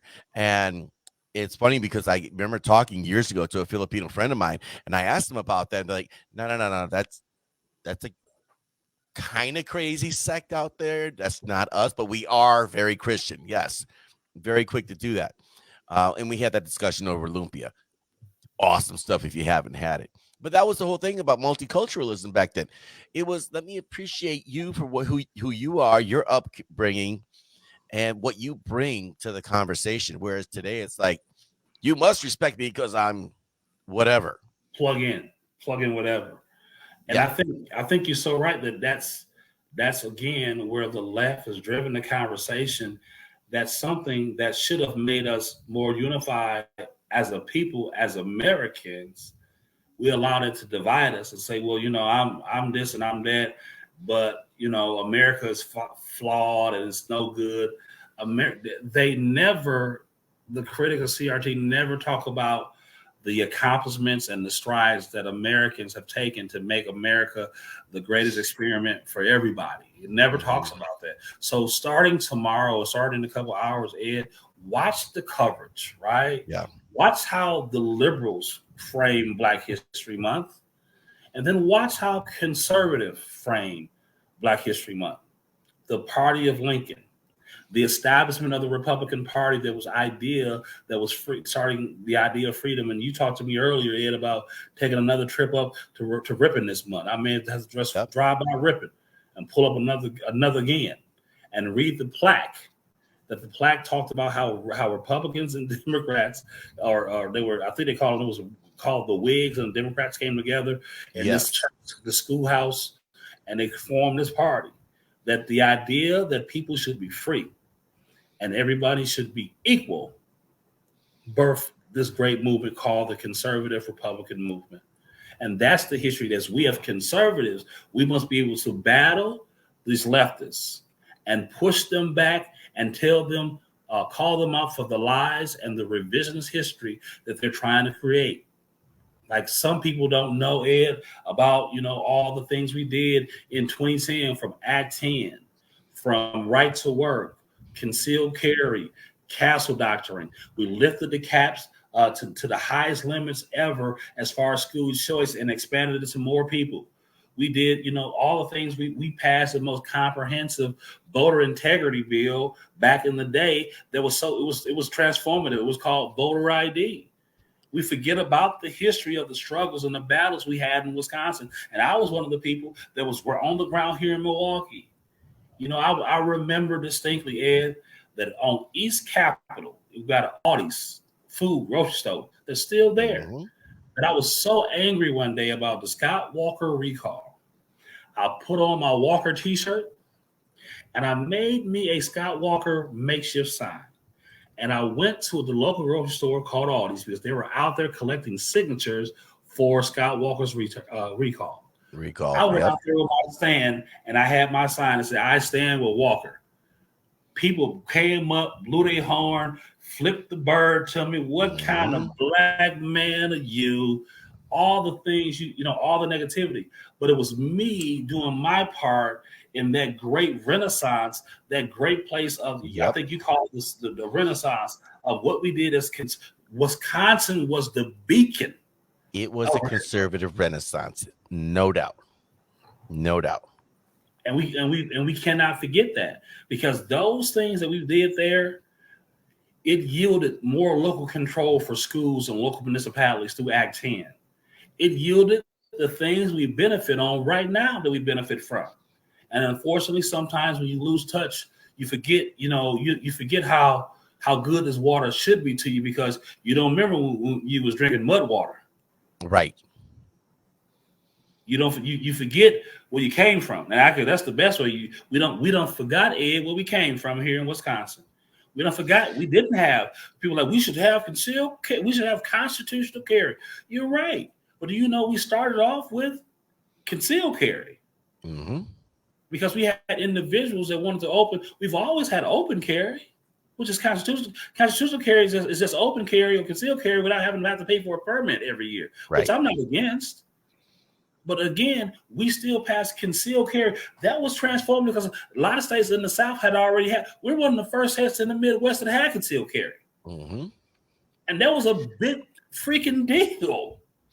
Well, and I do kind of find it entertaining when people are saying, right now you're hearing them and they're saying, well, you should have done more. And I was like, well, I kind of am with you on that, but here's the problem. I'm with you, and then there's pragmatic reality. You could have got rid of Common Core. Could you? Could you have really? I mean, Tony Evers was head of DPI. He was getting all the money he could, doing what he wasn't really accountable to anyone other than the voters, and he did his thing. So there is that. And if you look at the political realities of that time, could you have really pushed the envelope that far? Or did the envelope get pushed as far as it was going to get pushed? Now, I know we deal with what ifs when we talk like that, but here's another way of looking at it. Maybe now is the time to have a second conservative renaissance where, you know what, they did as much as they did. And we thank them for that. We value them for that. Now here's the baton. Run. That's what I'm talking about, Ed. Take the baton and you run. Could we have done more? I think in the point where we were on the tip of the spear during that time, man. Mm-hmm. Yeah, I remember when they used to shoot underhanded free throws in basketball, right? I didn't play it, but it was in history. So that's I still respect the fact they did underhand free throws. I'm not gonna knock that because without them doing the underhand free throw, we would never got to the over the top free throw. Right. So let's stop saying that we have a rich history in Wisconsin. We led the nation, my friend, in welfare to work reform. Tommy Thompson. Too? How dare you bring that up? Back then it was called AFDC. But you can stay on AFDC until a kid turned 18 years old and then have another baby, and you would get you get another check for that one until he was 18 years old. It just kept going. Tommy Thompson changed that. Not only did he change that, Tommy Thompson, a few Democrats, Polly Williams, Gary George, Howard Fuller, they were the ones who led the way in what? The creation of school choice as you know it. Right here in this great state, we have always had our moments and we've led the nation. We led the nation when we passed concealed carry, right to work, all the reforms we made with Act 10, all the Castle Doctrine. We did all those things to the point the Democrats ran and left the state of Wisconsin. Well, and it's rather interesting because if you look at, and we can tie that into modern day, when you look at the gun laws and you look at the self-protection laws, the way they were and they function as they should. Mainstream media would have said, they have said, when it came to Kyle Rittenhouse, there was a loophole in the self-defense laws. No, there wasn't. It worked just like it was supposed to. Let's see here. Kevin, you guys sound like you are about to show support for another candidate's event in March. Who's got an event in March? I mean, I know there's events in March, but I know he's talking about. I know he's talking about. Okay, Kevin. Okay, Kevin. You gotta fill me in later, then, Ed. I know what he's talking about, Kevin. I gotta talk with you, Kevin. I gotta love Kevin. So I met Kevin one time. I met him in Marcia. I met him one time, and I really like Kevin. And Kevin, we gotta talk. It's just we gotta shoot the breeze. It'll be a good time. Okay. Well, man, we could probably wrap in a minute, Ed, because I definitely want to talk to you. I want to debrief with you. Yes, sir.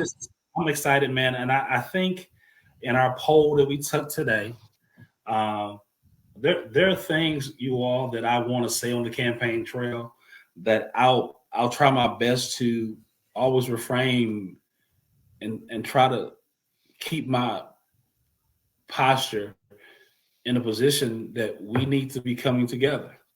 Mm-hmm. And that if candidates are not saying that of how do we unify in the midst of all this fussing and fighting and we're turning each other down, there won't be anything left. Yeah. Feelings will be too badly, if we're not going to debate on issues, but we're going to debate on accusations and how we think and not the issue, then we tear our own self down and we lose a great opportunity to take our state and move it in the conservative direction to complete all those things that we started 10 years ago or 15 years ago. We move into constitutional carry. We move into removing the state income tax. We move into the area to expand school choice throughout the state that the money follows the kid. Yep. You know, I heard someone talk about, well, the money should have followed the kids a long time ago. It's sometimes when people are just so bent on negativity, bro. You know what? Everybody, You know what? They're right. The money should have followed the kids a long time ago. But here's the reality. It didn't. Just the same as a lot of the cats that are out here talking about, well, you should have done this. And where were you helping elect candidates to get to that position so that way we could have done that? well, Ed, and also let's be clear that you know school choice wasn't a fit for everybody. Some counties have great public schools, bro, and they didn't need to have an option. And so it wasn't something that every community clamored for. It was Nor really could they do geared it. toward it was really geared toward low income students, right? Yep. Other communities had great public schools. So Well, you didn't need an option. I would Go ahead. even add to e- geared toward low income students, but in a more densely packed geographical area. Because where I'm at, it is the third poorest county in the state, but there's a lot of distance. I mean, you're talking a half hour to the next school. So in that particular instance, does school choice really work? I mean, I suppose it does if you have a stay-at-home parent, but not too many people have a stay-at-home parent in the household. So it was definitely something more geared to those more densely packed areas for people. But it's not, as with many policies, they can't be and they should not be one size fits all. Correct. And you talk about it was the the alpha or the beta. It was the first one, and then this with Yeah, more time and more experiences, we now can also improve it. But to say it was, we this there was nothing we did that or you give it such a scratch your ear type, like, yeah, you did okay. You guys just won one glossing over championship, it. but Yeah, y'all could have won four more if you would have did it this way. So you ain't won a championship yet, but you're gonna talk about the one championship we did get. So that's the hmm thing I have with the constant criticism. That's where we go wrong as conservatives. When we definitely can look forward, and I think we should look forward. But I think the people need something also to remember how good we had it. It is such a man, Ed. If you remember, when West Up was going flying through the legislature, bro, Republicans, sir, we was riding high, baby. It was and I high stuff. remember that. And it was funny because at that point, I hadn't started my podcast yet. I haven't, haven't gotten to know a lot of folks. To me, it was like everybody was like unattainable. And it was kind of funny because as I'm watching this, I'm like, damn, y'all catching some heat. I don't know, if it's worth it. But it was. And I tell you what, the moment, and I always go back to carry conceal.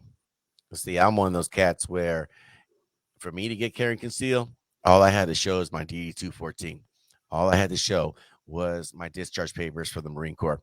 And as a result, boom, I get my carry conceal.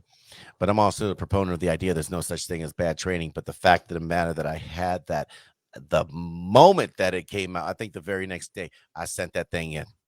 The moment that they had Yes. information out there was me sending out a copy of that 214, because yeah, it's not a game, and really at the end of the day, I respect everybody out there, really. I mean, from, and I'll drop names: Wickman, Nicholson, Clayfish, Fisher, the 700 candidates running for lieutenant governor, yourself, personal friend Jeanette Desheen, who I really like.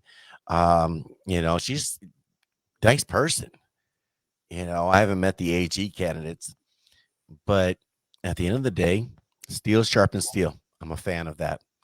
And I want to see people fight over policy, strong ideas, but misrepresentations and outright blatant lies, I'm gonna call them out. I don't Orlando don't need to do that. He's got his own race. That's my job. But at the end of the day, we need to remember we need to focus on one thing, getting Evers out. And if no other reason, think about what happened in the summer and the spring of 2020. And if you think it can't happen again, you'd be wrong. As quick as it Well, happened in March, it can happen again. I'll ask this question to people. Either we can be Georgia or we can be Virginia. Ooh, Either we can win everything, like Virginia, or we can lose everything like Georgia did when they lost two Senate seats because people didn't go back out and vote. What we they gonna got be? salty. They got salty because Trump didn't necessarily win in that state. And I'm not going to get into that debate with some people. So they decided to take their toys and leave the sandbox. Wow. Either we can be Georgia, you all, we can be Virginia, or Wisconsin's a good option too. But I'm saying it in that preference of we have the opportunity to take the red pill or the blue pill. What we gonna You're take, right. you all? I mean, we've been in this situation, in this malaise, and there's more death and tragedy, more economic failure, more people who are, not the companies are leaving, businesses are shutting up, and we cannot come together. We're gonna have to come together. And I'm asking other candidates to raise your level of discourse to the ideal of the inspirational.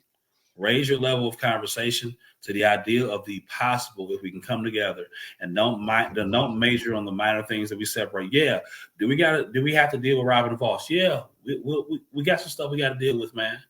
Do we have an issue with the county party and the state party? Yep, we got to deal with that. Do we have some issues with the county party and the patriot groups? Yeah, we got to deal with that. Do we got problems with the people who are just in the county who are not a part of any organization? Yep, we got to deal with it. And I'm going to give my commitment to everybody's listening and who will see these podcasts. And I'm going to say it every time I can that if you allow me to be your next state treasurer, I will be committed to making those relationships better. I promise you. I promise you that. And if you think about it too, and I want everyone to think about this, politics really is, as one professor once told me many years ago, it is the art of the possible. And if you think that it is possible to have a better future, to have the America that you want for your children, that I want for mine, then you know what? Do what you got to do. Step up your game. Some of that might actually involve, saying, you know what? Maybe I need to take the temperature down and see what is in the best interest, not just for me, but for my overall community and for my state. And is it mudslinging? Is it being like a bunch of monkeys just flinging poo at each other at the zoo? It's not the way you want to get down. Ideas, policy, freedom. When I say freedom, I'm talking medical freedom. I'm talking educational freedom. I'm talking personal freedom. I'm talking about, what you are truly free to live your best life, to be the hero that you are looking for. And all you got to do is look in the mirror. You could be the hero to your children, your community, your family. I mean, just the possibilities are endless. Hey, Ed, can you put in your link up for us? I can do that. Yes, sir. Let's throw that up there. Speaking I'll of be links, I glad did to. put up, we were talking about Black History Month. I did put up the link to the first Black congressman as we're approaching Black History Month. I did put up the link there for the Smithsonian Institute.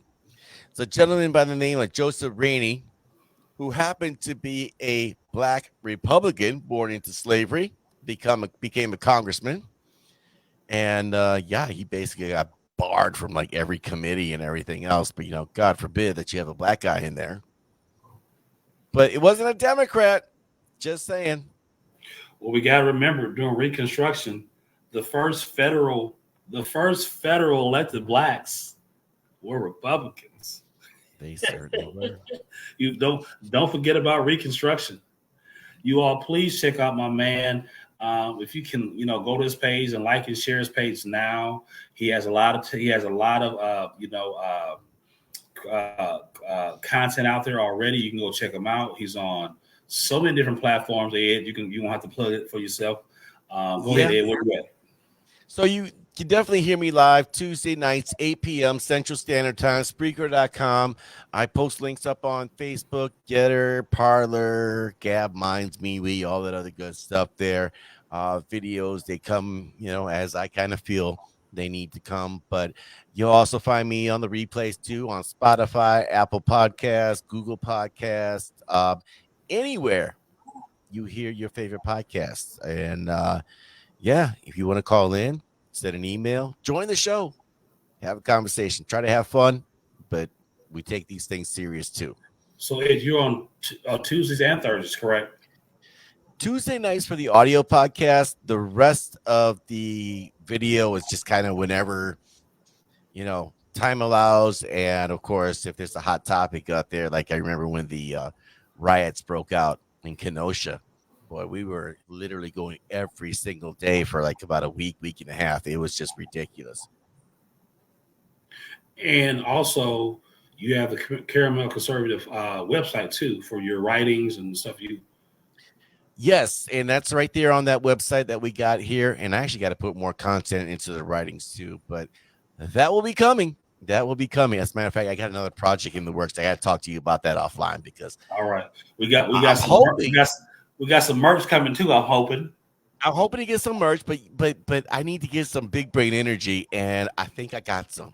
I'm gonna share it with you first offline before I talk about it elsewhere. But All right. Orlando, I need to make sure I do this, man. And I gotta thank you. And I want to do this very publicly because it's been a very interesting ride with you. We've known each other probably about Mm-hmm. I say we've known of each other for 3 years. We've actually got to know each other over 2 plus. And it's been interesting because we haven't agreed on everything. And it's been a wonderful conversation, a wonderful dialogue with you over this period because while we don't have to agree on everything, we certainly understand and respect where the other are coming from. And I think that's important because that's what brings the hybrid of ideas. That is, when we look at the arena of ideas, we put our ideas out there and expect it to be challenged. And that makes us better men, better fathers. And, you've definitely given me a lot to think about, and you've given me a lot of your time, which you certainly don't have to. And I'm very cognizant of that because, I have a home studio in my basement. I live in the middle of nowhere. Nobody has to give me the time of day. And I tell that to a lot of people. The fact that you do, I am very grateful for that. I am grateful for your friendship. I am grateful for the conversation. And, there's a reason why, you know, we have these conversations that often we do in public forum, private forum, is because it's ultimately at the end, it is about the conservative movement. It's about the cause and the fact that we have the ability to gain these friendships and acquaintanceships and that can grow into other things with other people. I think is just a very telling and magnificent sign of the conservative movement that we're seeing here. And this year in particular has been very eye-opening for me, to see behind the curtain and meeting a lot of the cats that are out here. And some of it's a little disturbing. Some of it's just been enlightening. And I just want to thank you for that opportunity and to have me on here. Again, conversations are always best when you can bounce ideas off of one another. And I appreciate the ability to be a part of that conversation, to have a seat at the table. Well, man, Ed, the feeling's mutual. I appreciate your commentary, your insight. You are a veteran of our country, so I have mad respect for you. Just a lot of great information that you put out. I think you have a great grasp of the field. Although you may be somewhere that's hard to find neighbors, but you have a great sense of people. You have a great sense of just people. Period. And it's been a great time meeting you as well and developing working relationships and also personal relationships as well too. I'm excited. I'm Team Ed all the way. I'm excited for what his next thing that God is opening up for him in his life. I'm going to be a big fan. I'm already a fan. So man, it's hard to find conservative thinkers, and I look at this opportunity with the talent that you bring on to your other shows, the information you bring to the table. You strengthen me as a conservative for information. You always say, don't take your word for gospel. Go research it for yourself. That's Bring right. back stuff. Don't let me be the only one bringing stuff to the group project. Like everybody got a part to play, and I appreciate your willingness to go out here. People may not know that you're looking at possibly doing something in your local county party. Yeah, I certainly am. So that's activism. That's the care for the country that you are willing to sacrifice again for where we need to be, because we all recognize that we have children, we have grandchildren that we hope to have one day, or you may have already. We have just our everyday life, man. When we are seeing people being carjacked, and we seeing young people who cannot read or write, we're seeing more people being incarcerated and the crime. And, we have to take a stance, because this leftist, progressive, just American un-American Marxist is ideas. is taking us in the wrong direction completely. And Yeah, I guess Steve Tipton wants to know, am I part of the Tea Party? Man, I'm part of the American Party. Wherever you find people, Americans, sign me up. I'll be partying with them. So call me Tea Party, call me Patriot, call me County Party. As long as you call me an American, brother, just call that's right. me an American. End of the day, that's really where it's at. Because if we don't stand for American values, if we don't do the whole Superman, truth, justice, and the American way, then we've lost our way. We do. I mean, you're right, and we might as well. We got about we are at 251, 151. I don't know. We if you 151. want to go ahead, because we might as well just round it up to 8 minutes. Is there anything that we talking about this week that you can give us a preview for, that you don't want to spill the beans too much So without? I don't want to go negative or anything, close this out, but I will be talking a little bit more about some of the gubernatorial candidates out there. There's obviously a bit of a hot mess going on with the two front runners, so we'll be going into a little bit about that. The honking truckers out there in Canada, possibly going to DC. We're gonna break I that heard down. that. I I always, heard that. We might catch us a ride somewhere, brother. I'm like, but I hate traffic jams too, so that's kind of an issue. But apparently the number is something like 50,000 plus truckers out there. I mean, the sight of that has got to be amazing. So we'll definitely be talking about things in the economy. If you guys have been paying attention to your portfolios, your 401ks, your cryptocurrency portfolios, they've been taking a beating. I mean, ridiculous. I mean, I've been losing like massive money here over the last couple of weeks, but there's a reason for that, and we're going to talk about that. There was a gentleman in here. I can't remember the guy's name. He's going to beat me up, but he was talking about, what's Greg. He was talking about the idea of what's the end goal of the left. We're going to talk about that in more detail. We'll take people's calls, conversation, live chat room. I want everyone there. Sign up, Spreaker.com, Spreaker. Sign up for a free account. You can get yourself a 15-minute free podcast if you want to do that, or join in and be part of that live chat room. It's always a wonderful time. Man, I'm telling y'all, if you've never been to Ed's chat, either with his live, which we did it was it last night we went, or was it Saturday night we went, and Yeah, last night. Yeah. he tried No, Saturday. working on a new system, and I didn't have my microphone button pushed, so but I would encourage you all, if you want to hear some more American loving patriots who have great ideas. It has some of the liveliest chats from people all over this country who are chiming in and giving their 2 cents, their viewpoints on the local issues. The what you call them, the resident in chief in The DC. resident. You know, Resident. It's President Biden because the P is silent, like Seki. Jen Psaki. The P is silent. It's like saying pneumatic. The P is silent. So you see, Scott just posted something. I don't know if people seeing this. But Tim. yeah, What's he cobbling together now? you see, I can't get into it yet. I told you I didn't want to go negative. he said Tim Rantham has a special announcement coming up. Running for Is governor. he being endorsed by Michael Flynn too? I wouldn't be surprised if anyone else, gets in this race as well too. Yeah, so if that's the special announcement, more power to him. I kind of hope that it is. I kind of hope that it is. Here,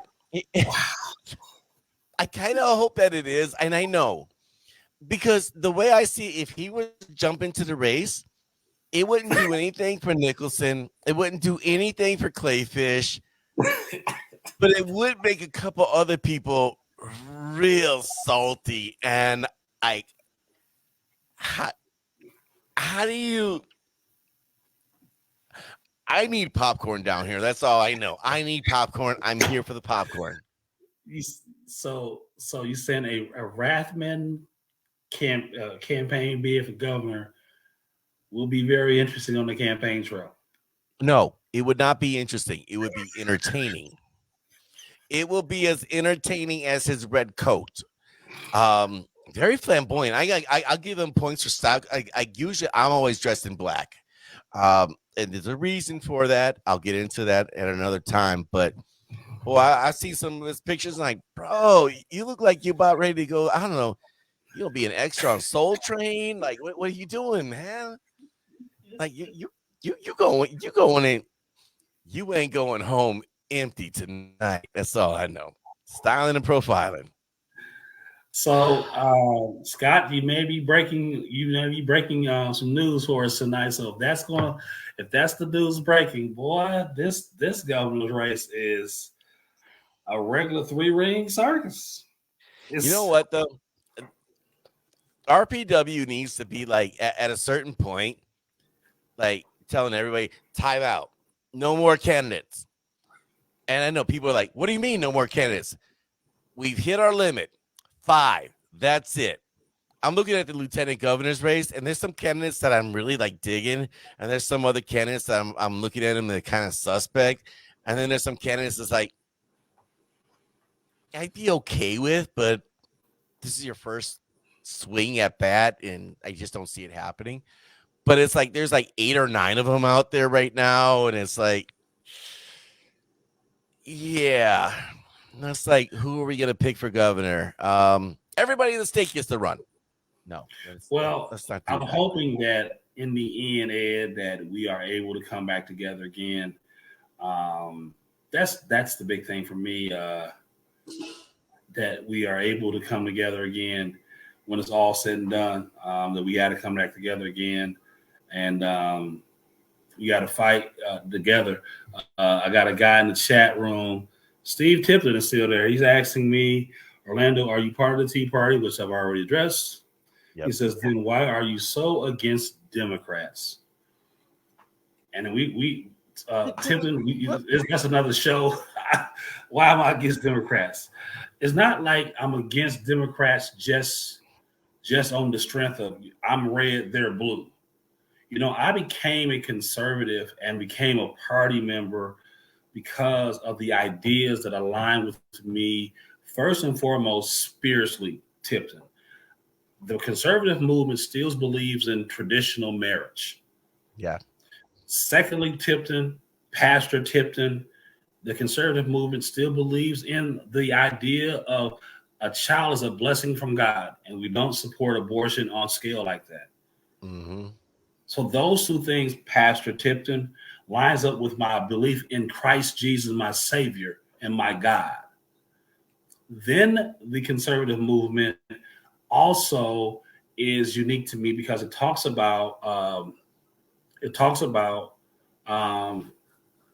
the idea of freedom, that I can go out and work hard and become the best I can in this country. Yeah. That is a feeling that I've gotten all my life athletically. Like Give me 1 second. all the kids I know have always been trained to go out and compete, on the highest level you can and whatever you want to do because, you can become the next Michael Jordan, the next John Elway, the next Babe Ruth, Hank Aaron, whatever. And so the idea of me having the opportunity to excel by my sweat equity, by what I put in is what I get out, I can dig that. I like the idea of how I feel when it comes to the idea of protecting myself and my family. I love the idea that I have the right to make as much money as I choose to and do what I want with it. I don't like progressive policies, Pastor Tipton, that teaches the idea of CRT only to be cloaked in what that is called Marxism and communism. That takes away from the idea of independence, self accountability, self reliance, and the opportunity to excel. So I don't support those concepts. I don't support the idea that there's only two genders, male and female. I don't support the idea that I want to have government be my baby mama and the government to be my God. Right. That's what progressive left Democrats think. And let me be clear with you also, Pastor Tipton. Um, there's a difference, and I acknowledge it, right? I acknowledge the fact that there's a difference between a progressive, a liberal, and a Democrat. Most black people don't support those things, but they support the Democratic Party because they a lot of black people still have an affection, or not even affection, but still have a they never looked at America as a great place to be, post slavery. We never got past that Jim Crow, and I don't believe in that. I believe But if think I'm going to about be the this man of too. God, quit. Think about this too. When did the biggest flipping of blacks voting Republican to Democrat, around what era did that take place? And if you look at it historically, it was during FDR. And it was interesting because what ended up happening is during the Depression and all those federal jobs and everything they were handing out, and it was funny because CRT doesn't teach this. Blacks were given the most dangerous, crappy jobs, but they were jobs. So you were able to go out, work, provide for your family. Maybe you didn't make it back home. Yeah, there's that possibility. But there was almost this sense of obligation. Hey, this is the party that gave us jobs. So you know what? We're going to vote for him. And it's become a generational thing. And let's also be honest about this. Who's responsible for the destruction of the black family? Who's responsible for allowing crime to raise up? Who's responsible? Who perpetuates the idea that I don't need a man? Oh, okay, but you need that child support, don't you? Yes, you do. And it's kind of funny because it started with the black family unit, the destruction of that, and then again we go back to beta testing, we go back to the prototype, and you look at what's happened, and that's become systemic now against all socioeconomic strata. Miss, I don't need you. Yeah, okay. That's why you take me to court. Thank you very much. Oh, you don't need me. That's why you gotta talk down to the kids about, daddy ain't this, daddy ain't that. But a lot of these, single women out there who are given this idea from the left that you can do this as long as we're here to help you. Again, the whole I'm here to take care of you. And then you wonder why we got kids out there trying to hyper masculine, be hyper masculine, and they do it in a negative fashion Hmm. because you took the father out of the household. You started with the black families, and then you went to everyone else from there. Let's call it Again, duck man. and duck. And it's funny because somebody can say, "Well, that didn't happen." Sure, it did. I've seen it. I've lived it. I've known I other know people I've who've been. been through that. I know Most of I've you been there. folks that are most of you folks that are saying no, it didn't happen. You lived it. You just denying it because a lot of people on the left that are in positions of leadership and influence, the poverty pimps. Let's call ducks ducks. Well, I'm I about to get mean, my Irish up. well, we hey brother, is It's Irish time somewhere. It's America, so it's a little Irish in the melting pot too that may be rubbed off on you. This is true. So again, we look at Pastor Tipton. I saw you all go downtown, Pastor Tipton. Stop the steal. You didn't want them taxing the churches, the common council. You led the way, Pastor Tipton, down there talking about the city is trying to take away the churches and their tax exemptions. Part of the problem, Pastor Tipton, is that you don't show up enough. Where are you at now with these crimes, all this killing? Where are the black Democrats in Milwaukee saying anything? Mhm. Where are all your senatorial candidates that you support, Pastor Tipton? Where are they at? Where's Mandela Barnes and Sarah Gaguskic and Alex Landry, whatever his name is, the Bucks guy? Where are they at in all this killing? Where Making they at? commercials. You Making know, commercials.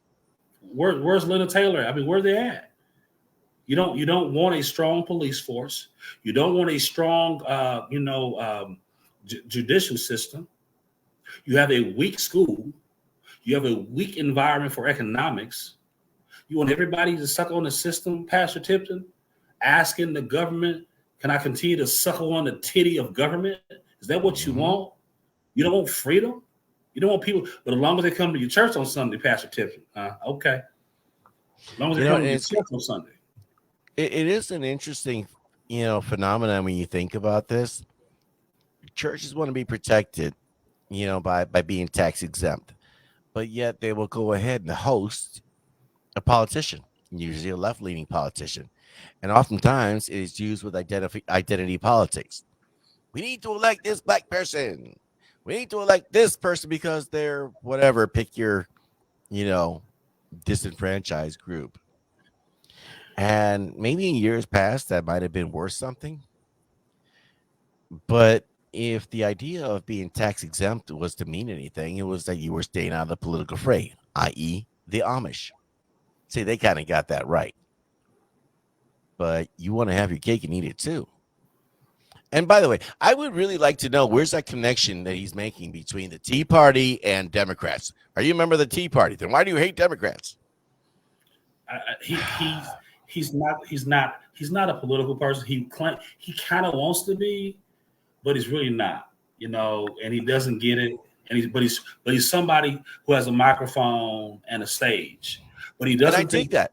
he's so check it. He spits all the Democrat leftist talking points and propaganda, but he's trying to hide. He tries to hide his hand.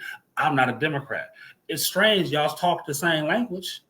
You're saying Well, the same talking. Well, what about the voting rights? John Lewis voting rights. Republicans don't want to sign the voting rights. Last time I checked, Pastor Tipton, people are voting already for the mayor of Milwaukee. There's here, no let me throw this out here. Let me throw this out here. John Lewis Voting Rights Act, expanded voting, mail-in voting, and all the other nonsense out there. Here, Pastor, I don't know you. You don't know me, and I don't mean any disrespect. It will come across that way, and if it does, I do apologize. That is not my intention. Are you telling me that people within the inner city are too damn stupid to get an ID when every DMV within the city of Milwaukee is on a bus line and people can get free bus line passes almost anywhere, or they know a way to get around there, or they got a friend of a friend who can hook them up for a ride? Don't do that. Don't do that. I think that's nonsense. If you look at the Constitution says that the elections to be held the first Tuesday in November. The first Tuesday in November. It's very simple language. Now, I understand there's certain parts of the Constitution that are open to interpretation and are written in such a way that it's like, really, who wrote this? A madman or a genius? Maybe both. But first Tuesday in November is pretty simple. It doesn't mean expand that to 4 weeks prior to it and 3 weeks after the fact. It doesn't mean that I'm going to claim indefinitely confined because I'm scared of cooties. Are you serious? It's a legitimate question. Again, I'm not trying to be disrespectful, and I will come across as if I am. Well, Pastor But you Tipton. can't mean to tell me that as an intelligent man, not a black man, not a white man, but just a man. About that. Well, Pastor Tipton, if you feel like jumping in, I just sent you an invite. Check your messenger, Pastor Tipton, because you remember you and I was supposed to be invited into your church to debate you. Remember that? You wanted me to, you said you was up for the challenge of debate. So here's an opportunity to come on the show right now. I just sent you an invitation. Let's see where you take it.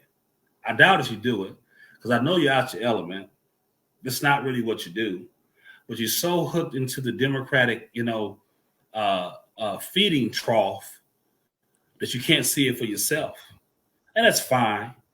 You don't really, like Republicans. I remember you taking all your chances. You hate Donald Trump. I remember all that stuff. I remember all you did, but you wanted to claim as you some impartial person. So check your message, Pastor Tips, because I see you're watching. Why don't you check your messenger and find out if you really want to come on? Let me know. I'll bring you on so we can have this conversation. But I don't think you want to do that, though. I think you still want to you just want to kind of troll, and you want to keep the people still confused. But I really can't say you keep the people confused, because you're confused yourself. And that's what it is. Now, you can't say it, Ed, but I just did it. So, I could say it. I mean, I know. So I know, you know him. Because I can speak from a personal reference. Like, yeah, well, you don't want to debate me. You don't want to debate me because all your leftist, progressive, voting rights. What do you support the insurrection? It's crazy how people who hate America, who support CRT, but somehow you all patriotic for for January 6th, though. Y'all hate America. Insurrection. Let's talk insurrection. Facebook's gonna be like mad. Let's talk insurrection. Let's talk Minneapolis. Let's talk Portland. Let's talk Kenosha. Let's talk Ferguson. Let's talk all these places where people are saying we need to tear it all down, destroy the system. If that is not insurrection, what you saw January 6th, and let's be honest about it, there were agitators there. There was Antifa agitators, and there's claims of Fed agitators. I don't know if the latter part is true or not. I kind of lean to it, though, but I don't know 100%, so I won't state it as such. But I do know that people acted like a bunch of damn fools. People lost their lives, and it's very unfortunate. Exactly, Greg. Who is Ray Epps? So, that all being said, that wasn't an insurrection. Well, hey, now, look who's in the waiting room. Come on in, Pastor Yes, Tipton. sir. Come on in. Come on. Yeah, you look at him chop and everything else. Oh, somebody's had a bar. That is awesome. Can you hear us, Pastor Tipton? Can you hear us? Can you hear us? I don't know if you can hear us. Can you hear us, Pastor Tipton? I don't think you hear us. Well, you might. Can you hear us here at this point? I don't think you can hear us. Orlando, can you hear me? We can. Okay. Can you hear us? I don't have no earphone. Is the background too loud for your show? No, you're coming across good. Oh, okay. We can hear you. I can barely hear you. But I can see you. Okay, What? say what you got to say, Pastor Tipton. Say about what? Whatever you want to say. Come here, You Troy. bothered me. I'm at dinner with my beautiful wife. So I mean, you asked. Hey, I was tuning in for entertainment. Well, hopefully you got some education too. Say hi to my beautiful wife.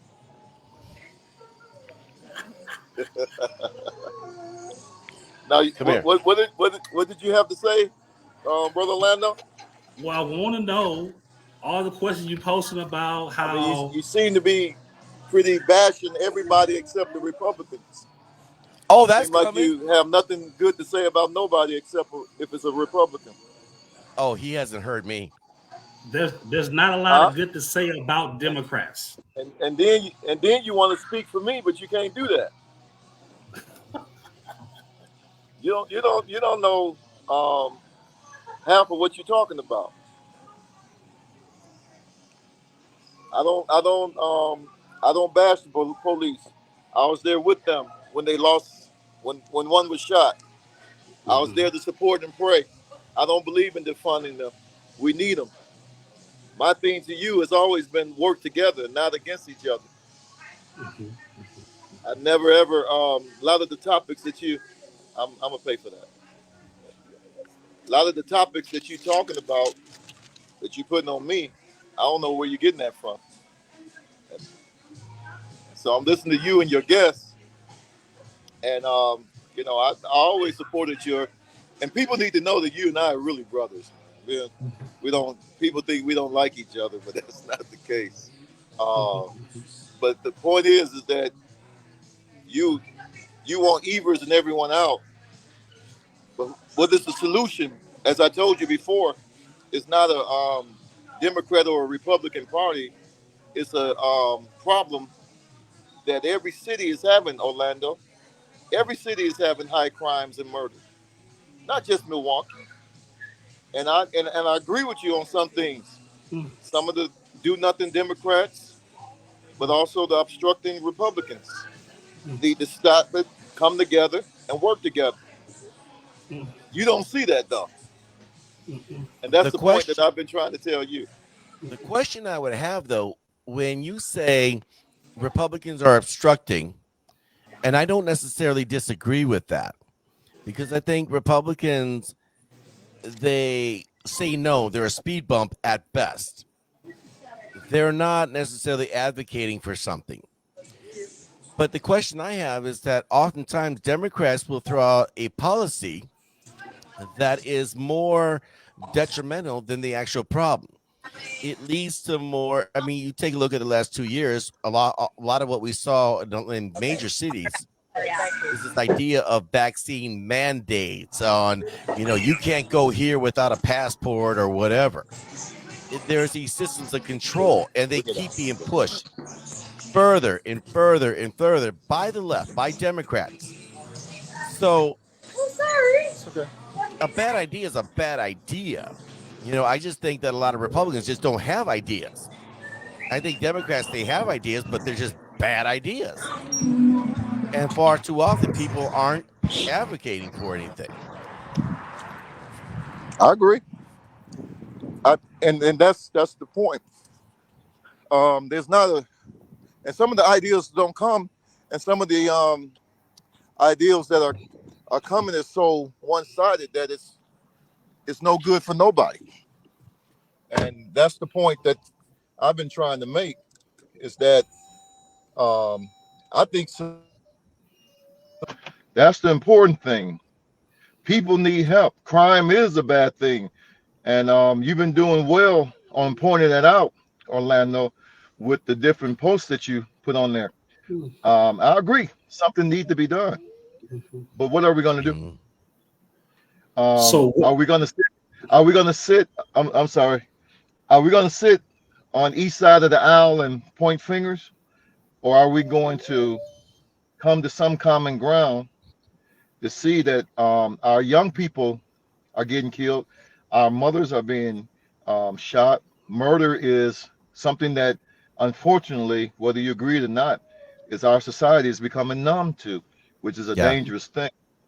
Go ahead, Alana. I didn't mean to cut you off. so we're not going to be able to work together because the Wait. ideas of how to address the issue we see drastically different. The people that you rock with a lot, they want to see more counselors. They don't want to see more police. They don't want to see more sentencing from people who act a fool.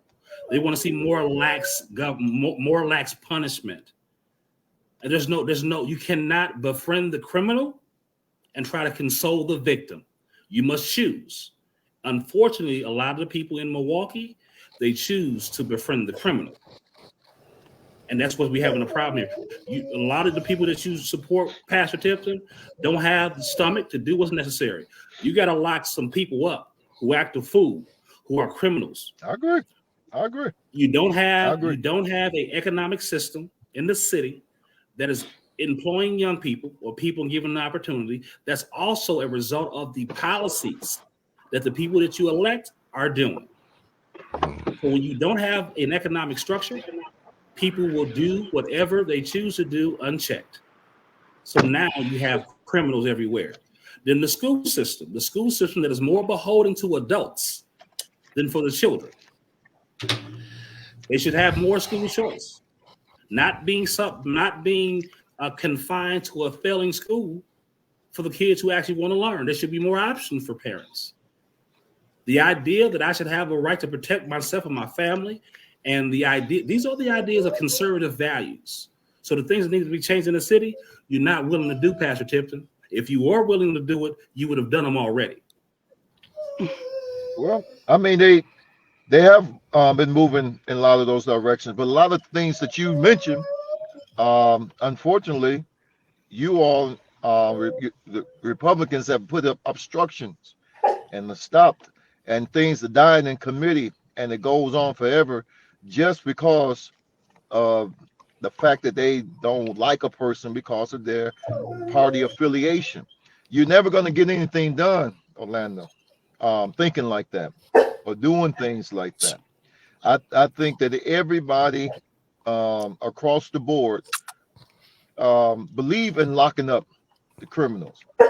And again, what you just mentioned, Orlando, it goes on both sides. There's been Republican judges that have allowed criminals, pedophiles and others to be released, or have given or been soft on sentencing. It's not one side. It's what I'm trying to get you to see, and that's all you're saying is that because the Republican crime was high when your favorite governor in there. I told you when your favorite governor was in there, Scott Walker. The city of Milwaukee or the state of Wisconsin wasn't doing great at all. You're talking about jobs and schools. He ran a lot of this stuff out of here. Get the Fox and all this other stuff that ain't going nowhere. Tyco and other things that was under administration. So the pointing of fingers can go both ways. Where are you coming to solutions and changing? So it can't go both ways. So it can't go both ways. It can't go both ways, Pastor Tipton, because Republicans don't run this city. So I think that's when you did. That's part. Remember, you did at one time. You did at one time. Republicans don't run the city. When did Republicans ever run the city of Milwaukee? Just did. The state of Wisconsin. I'm talking about the state of Wisconsin. Scott Walker. And the other ones. This is fun. This is and listen, this Common Council, what you're talking about, they is just becoming diversified. But you all have been in the power for a while, and things have been messed up for a long time in Milwaukee. It just didn't happen in 2020. So this is where Pastor Tipton, with all due respect, my brother, this is not your realm of where you strong at. See, city government runs the city, right? State government plays a role, but the city has direct impact on your local governments, your local system. MPS is run locally here. The state of Wisconsin does not run the school system, nor does it run the Common Council or the county government. Well, here's where you're wrong. The state makes the legislation, make the laws where the city got to abide by. And so that's also incorrect. No, it's not. I'm going through it right now. Legislators make the laws, send it down through statutes that the city council and other ones interpret it and run it. But it's the state that makes the laws, and they are sent down to the local. So it's not a matter that this is not strong or not. So, You're wrong. You're wrong on that end because the state makes the legislation that the city and the local and the common council have to abide by. so You what? should know that. That's the indoctrination of Lena Taylor, who's lying to you and deceiving No, it's you. not. It's The not the city has indoctrination of limitations. ordinances. Well, let me tell you something. I had Let them me finish all the at point. my church. Let me. I saw No, it, I had them and I all at saw my the church. lies, and I saw the Okay, you lies. could have came. You could have came, I and you wasn't could have invited. talked to them I as wasn't well. invited. I wasn't The invited. whole city was invited. I didn't That's get the an whole city was invitation. invited. I didn't get the Well, invitation. So let me finish the point here. if you seen the flyer, you was invited. Let Now me. go I ahead. didn't see a flyer. I saw you live. You, So let me be well, you clear should have here. came when you saw the live. Let me be here clear here for you, Pastor Go Tips. ahead. Go ahead. There are jurisdictional. So I'll break it down for you like in jurisdictions. There's jurisdictions that have control. The people who control the city of Milwaukee, that is your common council. That is your most basic level of government besides county government. So the city of Milwaukee controls the law enforcement and all the ordinance that you have to abide by the city. The state gives general guidance by laws, but city ordinance have to be ran by the city, like your inspection of your property, the things you're talking about, how many times We you all got know to that. fix the sidewalk. These things are ran by the city, not the state of Wisconsin. That's a city Right, government. but the laws are made by the state that must be followed by the city. You should know that. Understand this. Your problem with your tax No, exemption, first of all, that's a federal question and not a state ran by the no, it's not. Republicans. No, So don't again, even go there. You ain't ready for that argument. Don't even go there. Gentlemen, You way off base. You let way me off jump base. in here for a Don't even moment go here. there. Let me jump in. Pastor Teston, Ed Delgado, how are you, sir? I'm good, sir. How are you? I am phenomenal, better than I deserve. I woke up this morning, and that's the best damn thing that could have happened to me. I agree. I always like to bring that up, especially when I'm talking to somebody new, because when you think about it, we all woke up in the morning. This is a gift, and these conversations are magnificent. I think both of you gentlemen have some excellent points back and forth on that. I think to Orlando's point, the city of Milwaukee does make its laws. Common Council does what it does. And, when you look at the history, Milwaukee has never had a Republican mayor. And that's kind of an interesting conundrum because when you had nothing but Democrats and socialists, as per Milwaukee's founding, that is one of the things that you have to take into account. To your point, Pastor, I do believe you are correct. States make laws. Of course, cities generally tend to follow them. But what we've seen, and this is an interesting phenomenon over the last 10 years, cities have from time to time just said, yeah, you can make all the laws you want. We're going to do what we're going to do. And your larger cities like Milwaukee are kind of like this little isolated fiefdom. They're a state within a state.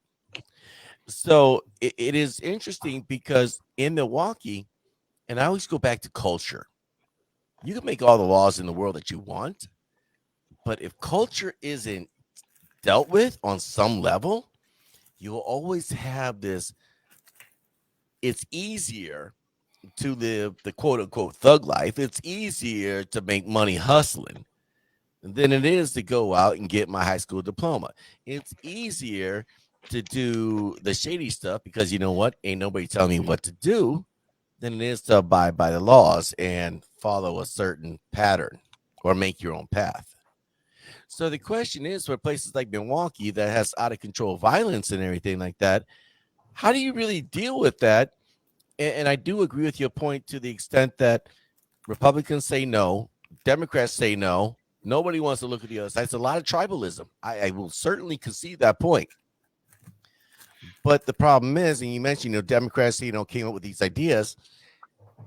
I would ask, give me a solid Democrat idea that has come across, right? That isn't a way to control people. And I know it's a tough question because every law deals with control. Right. But it's not social control. Well, it is social because it has to do with society, which makes society is made up of people.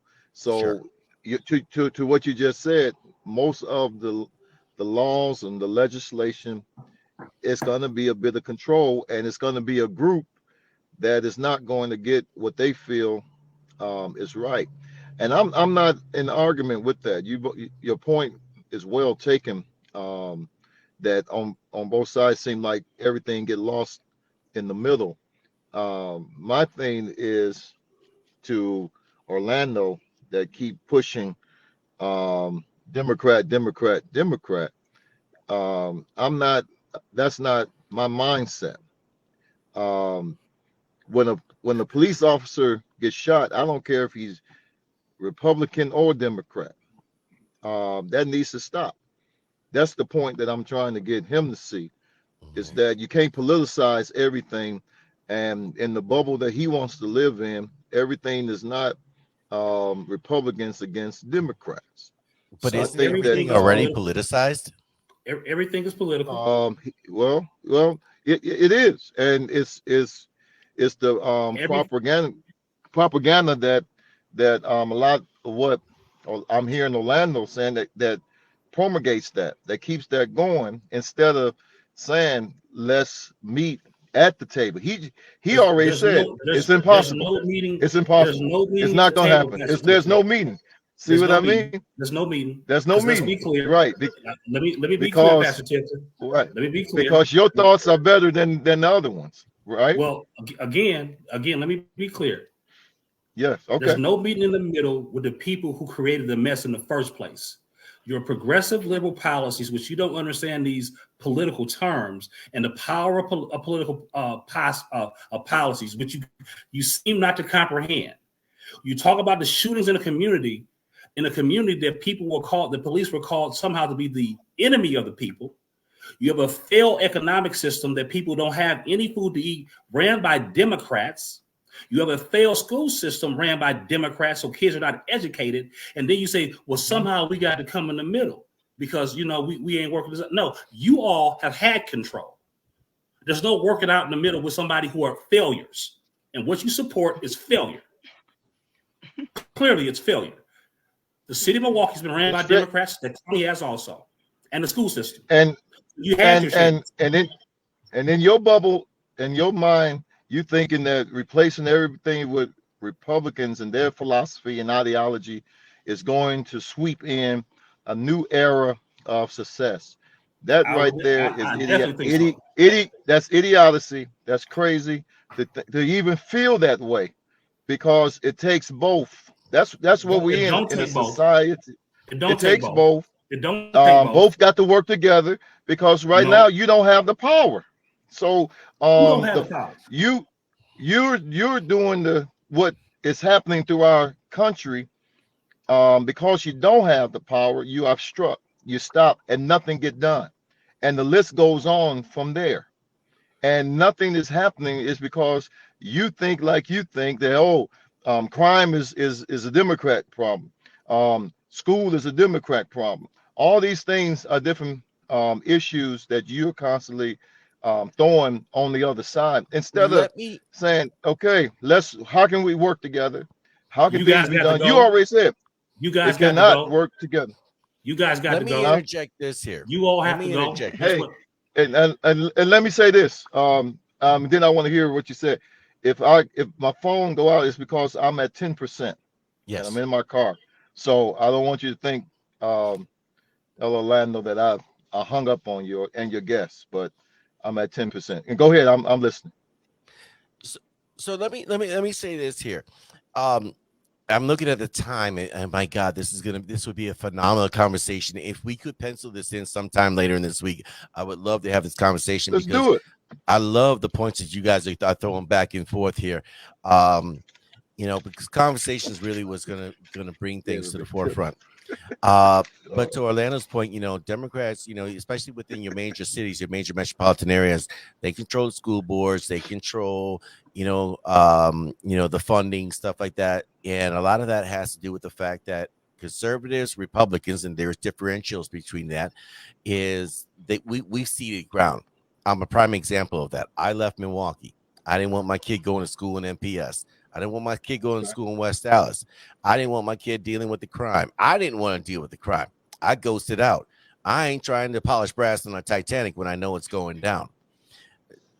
When I take a look at the general left, we can break this down to radical progressives that are very socialist, very Marxist, everything else like that.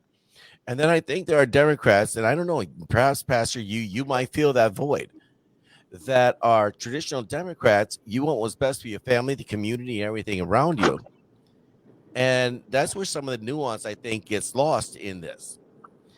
And there are certain realities, I think, that need to be just admitted before we can have the further conversation, because I don't know you, but I have to believe you have the best interest of your community at heart, because I don't think if you're a Absolutely. man of God, you don't want that. I don't believe any three of us want that.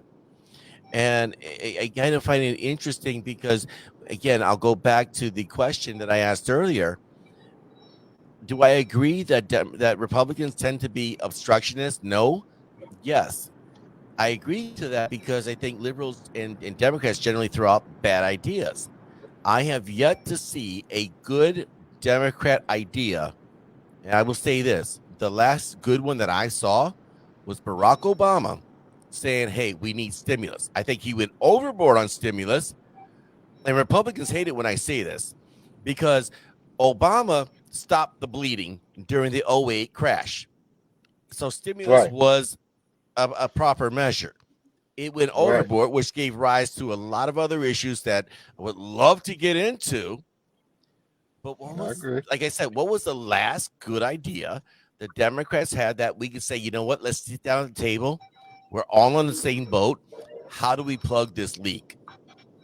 Well, how about the voting bill that they don't want to, that they obstructing? That voting bill Um, was garbage, though. And I apologize. what, I had to cut. why, why are we still doing voting bills anyway? Well, that's a great question. Because mainly Republicans want to keep control. And I'm not, and listen, I'm not pushing do nothing Democrats, but I also don't support obstructionist Republicans. Right. And that's where I need Orlando to know what he's saying is so incorrect. Wrong is wrong. I don't care what party I'm it very is. correct, Pastor Um, Pimpton. no, let me finish before I hang up. Then I'll hear you. There's been a whole lot of good things that Republicans have obstruct, and then the wrong things that need to be corrected, they don't want to allow, like the January 6th insurrection. Let's bring up, if They you're going to don't bring want up insurrection, let's be they don't want to intellectually talk about honest. that. Let's be intellectually So honest.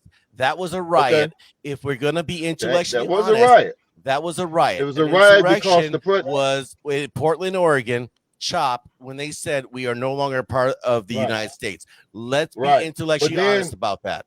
how about the fallacy that Orlando support that the election is stolen, Republican base, a whole lot of stuff. And listen, I agree with the guests. I would love to because I don't want my time to run out. But I would love for us to pick this up even more. I'm Yes. going to keep listening to you. I'll listen to you all, but I'm just saying if I go out, I would love, as I told Orlando, to discuss this, Elder Owens, that we can discuss this because to me he one-sided. I call him party blind because everything is right for the Republicans and everything's wrong on the other end, and that and in the real world that don't make sense, and that's not correct. Both bring something to the table. I like the visionary mindset that the Republicans bring. I'm against the do nothing Democrats that don't do anything. But at the same time, um, Orlando feel like that is only one side that has all the answers, and I totally disagree with that. Fair enough. Gentlemen, this would So be, if you guys are open to this, I would love to host this going forward. At some point, Please this do. week, if we can connect, because, um, I'm willing. I'm willing. just, oh man, phenomenal conversation. Sorry, Orlando. Go ahead, please. No. I'm gonna save my thunder because I know he don't really want to hear it. So I'm gonna save my thunder because he's a Democrat and he don't want to admit it. So that's part of the problem. Hey, Orlando, you don't know nothing. Okay, you speaking He's a out of your own mindset, but you keep he's a saying that, but Democrat. you don't know. He's a Hey, but Democrat, listen, but he don't I'm want not to. I'm not gonna name call. I know I'm not gonna do that, but I I tell you understand. what, I'm open, like your very intelligent guests have said. This is much needed. I would love to talk. I would love to also hear the view of your guests as well. So if it can be set up, let's do it. I'm Yes. open to it. Yeah. Okay. So Ed is I'm not gonna play O- with you, Steve. So Pastor Okay, Tipton, because I what's know his what's name? going on. Ed. What's his My name's name? Ed. Okay, I'm sorry. I came in. I didn't get his name. So Because God I'm bless not you, gonna play Ed. with you. Bless you. Because Be I well. don't have a problem Well, debating with a listen, Democrat.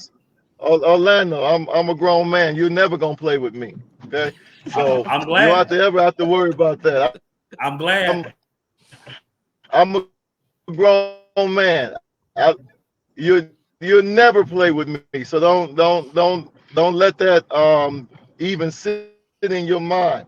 But I'm glad we can have it that you can say because I'm not gonna that hold back. that I can show you. Please, you never do.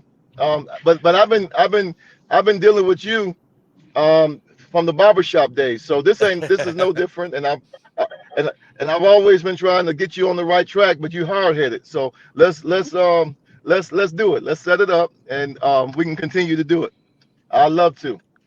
I'm gonna tell y'all right now, I'm a little salty with both of you because y'all got access to good barbers. Clearly, I don't because I can't get faded up here. I'm a I little think we got salty the same about one. that. No, see, But you I know come up, what? I go to a barber shop and I'm like, yo, give me a high top fade, and they like shave it all off, which I'm cool with, but it's like I need a fresh cut. That's all I'm saying. I Well, can't get hey, that here. I think we once had the same barber, but he might have quit because the barber might have been Democrat. So I don't know. That's Orlando. I don't know. The best I barber I haven't ever seen him had up was there in a always drinking while. a beer. Best barber I ever had, he was always drinking a beer, and boy, he could fade you up quick. I was scared, but There he you made go. me look good, so I was good with that. There you go. There you go. So I'm All open right, to that. Orlando. Elder Well, Elder Orlando, again, I don't hold punches, and I'm gonna tell the truth and make it be plain. These policies and these ideas are a failure, and it's not a idea of let's come together. You cannot come together when people who run this city are absolute failures in leadership. You don't have a seat at the table. yeah. You don't have a leg to stand on. You have nothing to tell me because you are failures. The best you all can do is get out of the way. That's what you've been But doing. I thought you loved Tom Barrett. I thought you loved him. I thought you supported him. I thought you was a great Yeah, support to him. yeah. Again, I don't hold back punches, Pastor Tipton. So I don't hold back Okay. punches. So again, when you look at the failures of this city, the people you Sure. support are the ones who are responsible. Okay. I don't need to sit down and talk to them about anything. They failed. You They should. failed our children. They failed this community. They failed our state, and they failed our nation. That's the butt naked Right. truth. Okay. And you're not willing to do Right. what happened because your things you're saying already are clearly nothing more than Democratic talking points. Okay. Insurrections. Donald Trump won the election. This is nothing but Democratic talking points. And you're so steeped in Democratic philosophy and ideas that you yourself Sure. don't even know that you're expounding talking points. That's the sad thing about it. Right. And so your vision is to replace everybody with Republicans, right? I believe conservative That's ideas. Owens' vision. That's your vision, right? I believe Is that your conservative vision? ideas. I believe Because they're conservative losers, you just ideas. said. They I failures. believe. So replace. So I replace believe. everyone with a Republican. Okay. I believe conservative Okay. ideas are the best way forward to change people out of poverty, how to get on top of crime, how to repair broken families, or having a conservative approach to it. No more liberalism, no more slapping on the wrist, no more trying to defund the police, no more trying to Sure. legalize weed, Right. no more trying to say I'm a girl but I want to take a bath with the boys. No more we're gonna continue to let moms get on W-2 and we don't have any Sure. plan to get them off W-2. No more low-income housing. So all the things that make people have to stand up on their own 2 feet, you all are not willing to do it. Sure. Right. And let me ask you this. Was this your mindset when Wonker? Was you still His phone cut out. I guess We gotta David set want this in up. on this. So you can invite David in here. I guess I don't know if you want in tonight because I don't know if David really want to catch none of this either. Because No, where if I David am comes is, on, we're gonna be on for another 3, 4, 5 hours, and I can't do it, but we gotta set this up because I think this can be a good conversation. I think we can have some laughs in the process. I think we can talk some policy. I think we can look at where we have certain agreement, disagreement. I would love to host this. Like, this would be phenomenal. you see, I'm not all that. This is what I've been doing for years, man. Listen to these I people, know. bro. I'm not. These people are Democrats. They don't Yeah. think they are. They Democrats. And I feel my man in the chat room. I respect what's his name, Kevin, and David saying the same thing. They both wrong. We got to admit, I'm not with that because I understand what happened. Now, your take on it from where you live may be different than mine. Yeah. Where I live right here in this city, I clearly know who's wrong, and it has nothing to do with Republicans. So if David King wants to say they got to admit it's a problem and they both wrong, David, that's on you, David. That's not how I approach it. If you think that Republicans have anything to do with this city, then again, you're running for lieutenant governor, and you think Republicans have something to be owed what's happening in this city. Well, what was the last thing that a Republican in Milwaukee County had of any influence or power? So and I think we all know the answer. The last Republican to have power was Scott Walker. There you go. You have to understand, Scott Walker was county executive. He was county. He was state rep. He became county executive. Remember, he came in, and when he came in, he came under a recall. Yep. When he became executive, the county board was still liberal. Yeah. So Walker didn't do a whole lot of nothing because he didn't have the county board behind him. Yep. It was still liberal leaning. Yeah. So I mean, there's and again, that's why I mentioned Pastor Tipton. This is where we have to be honest about it. When did Republicans have any sway within Milwaukee? Now, Never. I get it.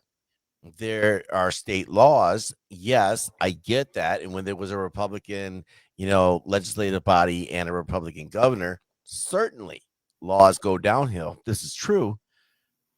But at the same time, if you're not enforcing them, they were ineffective, especially within that jurisdiction. Milwaukee, and we've talked about this. Milwaukee is its own little kingdom. State law gives a general operation, and for Democrats who say stuff like, well, Republicans run the state. Republicans don't run government closer to the people. The Republicans don't run the MPS school budget nor the curriculum. The Republican Party does not control the Common Council, and the millions and millions of dollars the Common Council has, they can do whatever they want to in the city. And so David said he didn't say anything about Milwaukee. Then I don't know what you're talking about, man. I don't. You're talking in generalities that Republicans are responsible too. Yeah, I'm not. I don't know what you're talking about, David. Well, like I say, we got to set this up. We got to set this up, and I really hope we can set up this conversation. I don't know. Maybe you want to be a part of it. Maybe you don't. But this would be a phenomenal conversation. We got. But that all being said, let's we got like 10 minutes left here. this is your show, and I apologize. I almost feel like I hijacked it for a moment, and I apologize. No, you're fine, my friend. Again, I see some of our friends checking in. Okay. Yes, sir. I'm not entertaining people. It's as if, and Pastor Tipton is nice enough, right? That's how most black and brown people are, especially church folk. They nice, they still vote Democrat. They still vote for failure. What he does not understand is that he's protecting the very failing system that he claims he has a problem with. He does not understand the connection between crime and opportunity, and he does not connect the policies that run the city.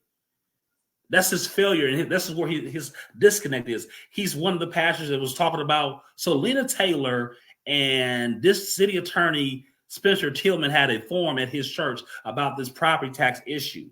And Lena Taylor, who at that time was running for lieutenant governor, she wanted to make certain that she understood, and she was trying to make somehow the state was responsible for the laws of property assessments and for 501c3 filings with the federal and state government.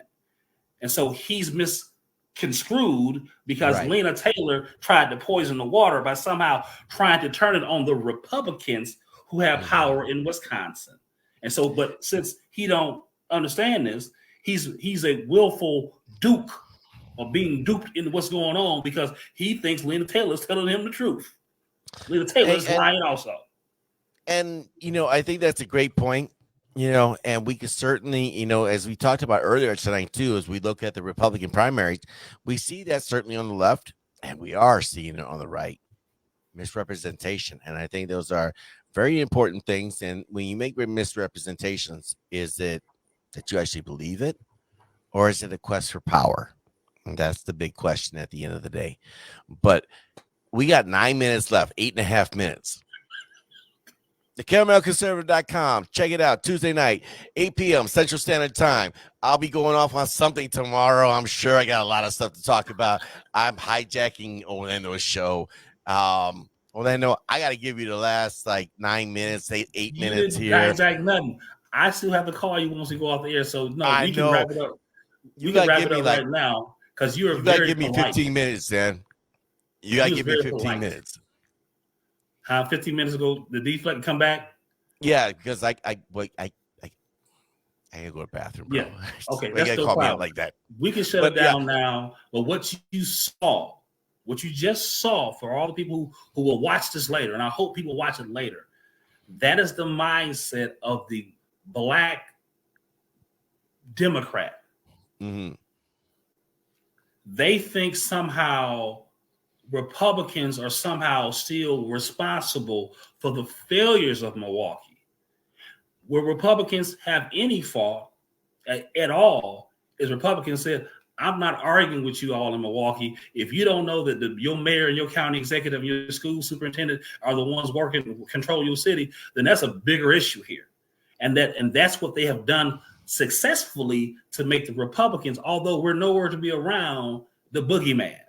It's like that old saying that people talked about, like the devil was sitting outside the church one day and Jesus walked by and Jesus said, what's wrong with you, devil and Satan? He said, they inside the church lying on me because I ain't doing half the stuff they say I'm doing. Right. This is what we have here. They think that Republicans are somehow the reason why Democratic policies are a failure. And the truth, they don't want to hear the truth because they're so invested in Democrat, liberal, progressive ideas. They think that's true. And don't get me wrong, they know what I'm saying. And he reflected back to the insurrection and Donald Trump didn't lost and nothing. That's why I had to cut that off. Yep. I had to interject on that because if you don't bring up insurrection, go ahead, bring it up. And then we'll talk Portland. Then we'll talk St. Louis. Then we'll talk. He says he was praying with the police because one of them got shot. You don't support the police because you don't stand up and say we not supporting defund. You don't support the police because you're not sweating DA Chisholm to lock some people up and keep them locked up. You don't support law and order when you can see people on probation and parole and you have nothing to say. The black church ain't said nothing. Well, the Republicans went wrong when we lost the connection to black people was this. We trusted the black church to continue to teach conservative values. The problem that Republicans never saw coming is that when we allowed the left liberals to take over government, you took away the need that people went to the church for multiple reasons. One of the reasons they went to the church was because the church had food, shelter, and people at the church could help you get a job.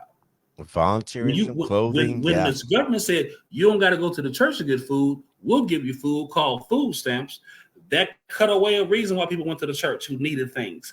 Because when they went to the church, they also heard the word of God and talked about accountability.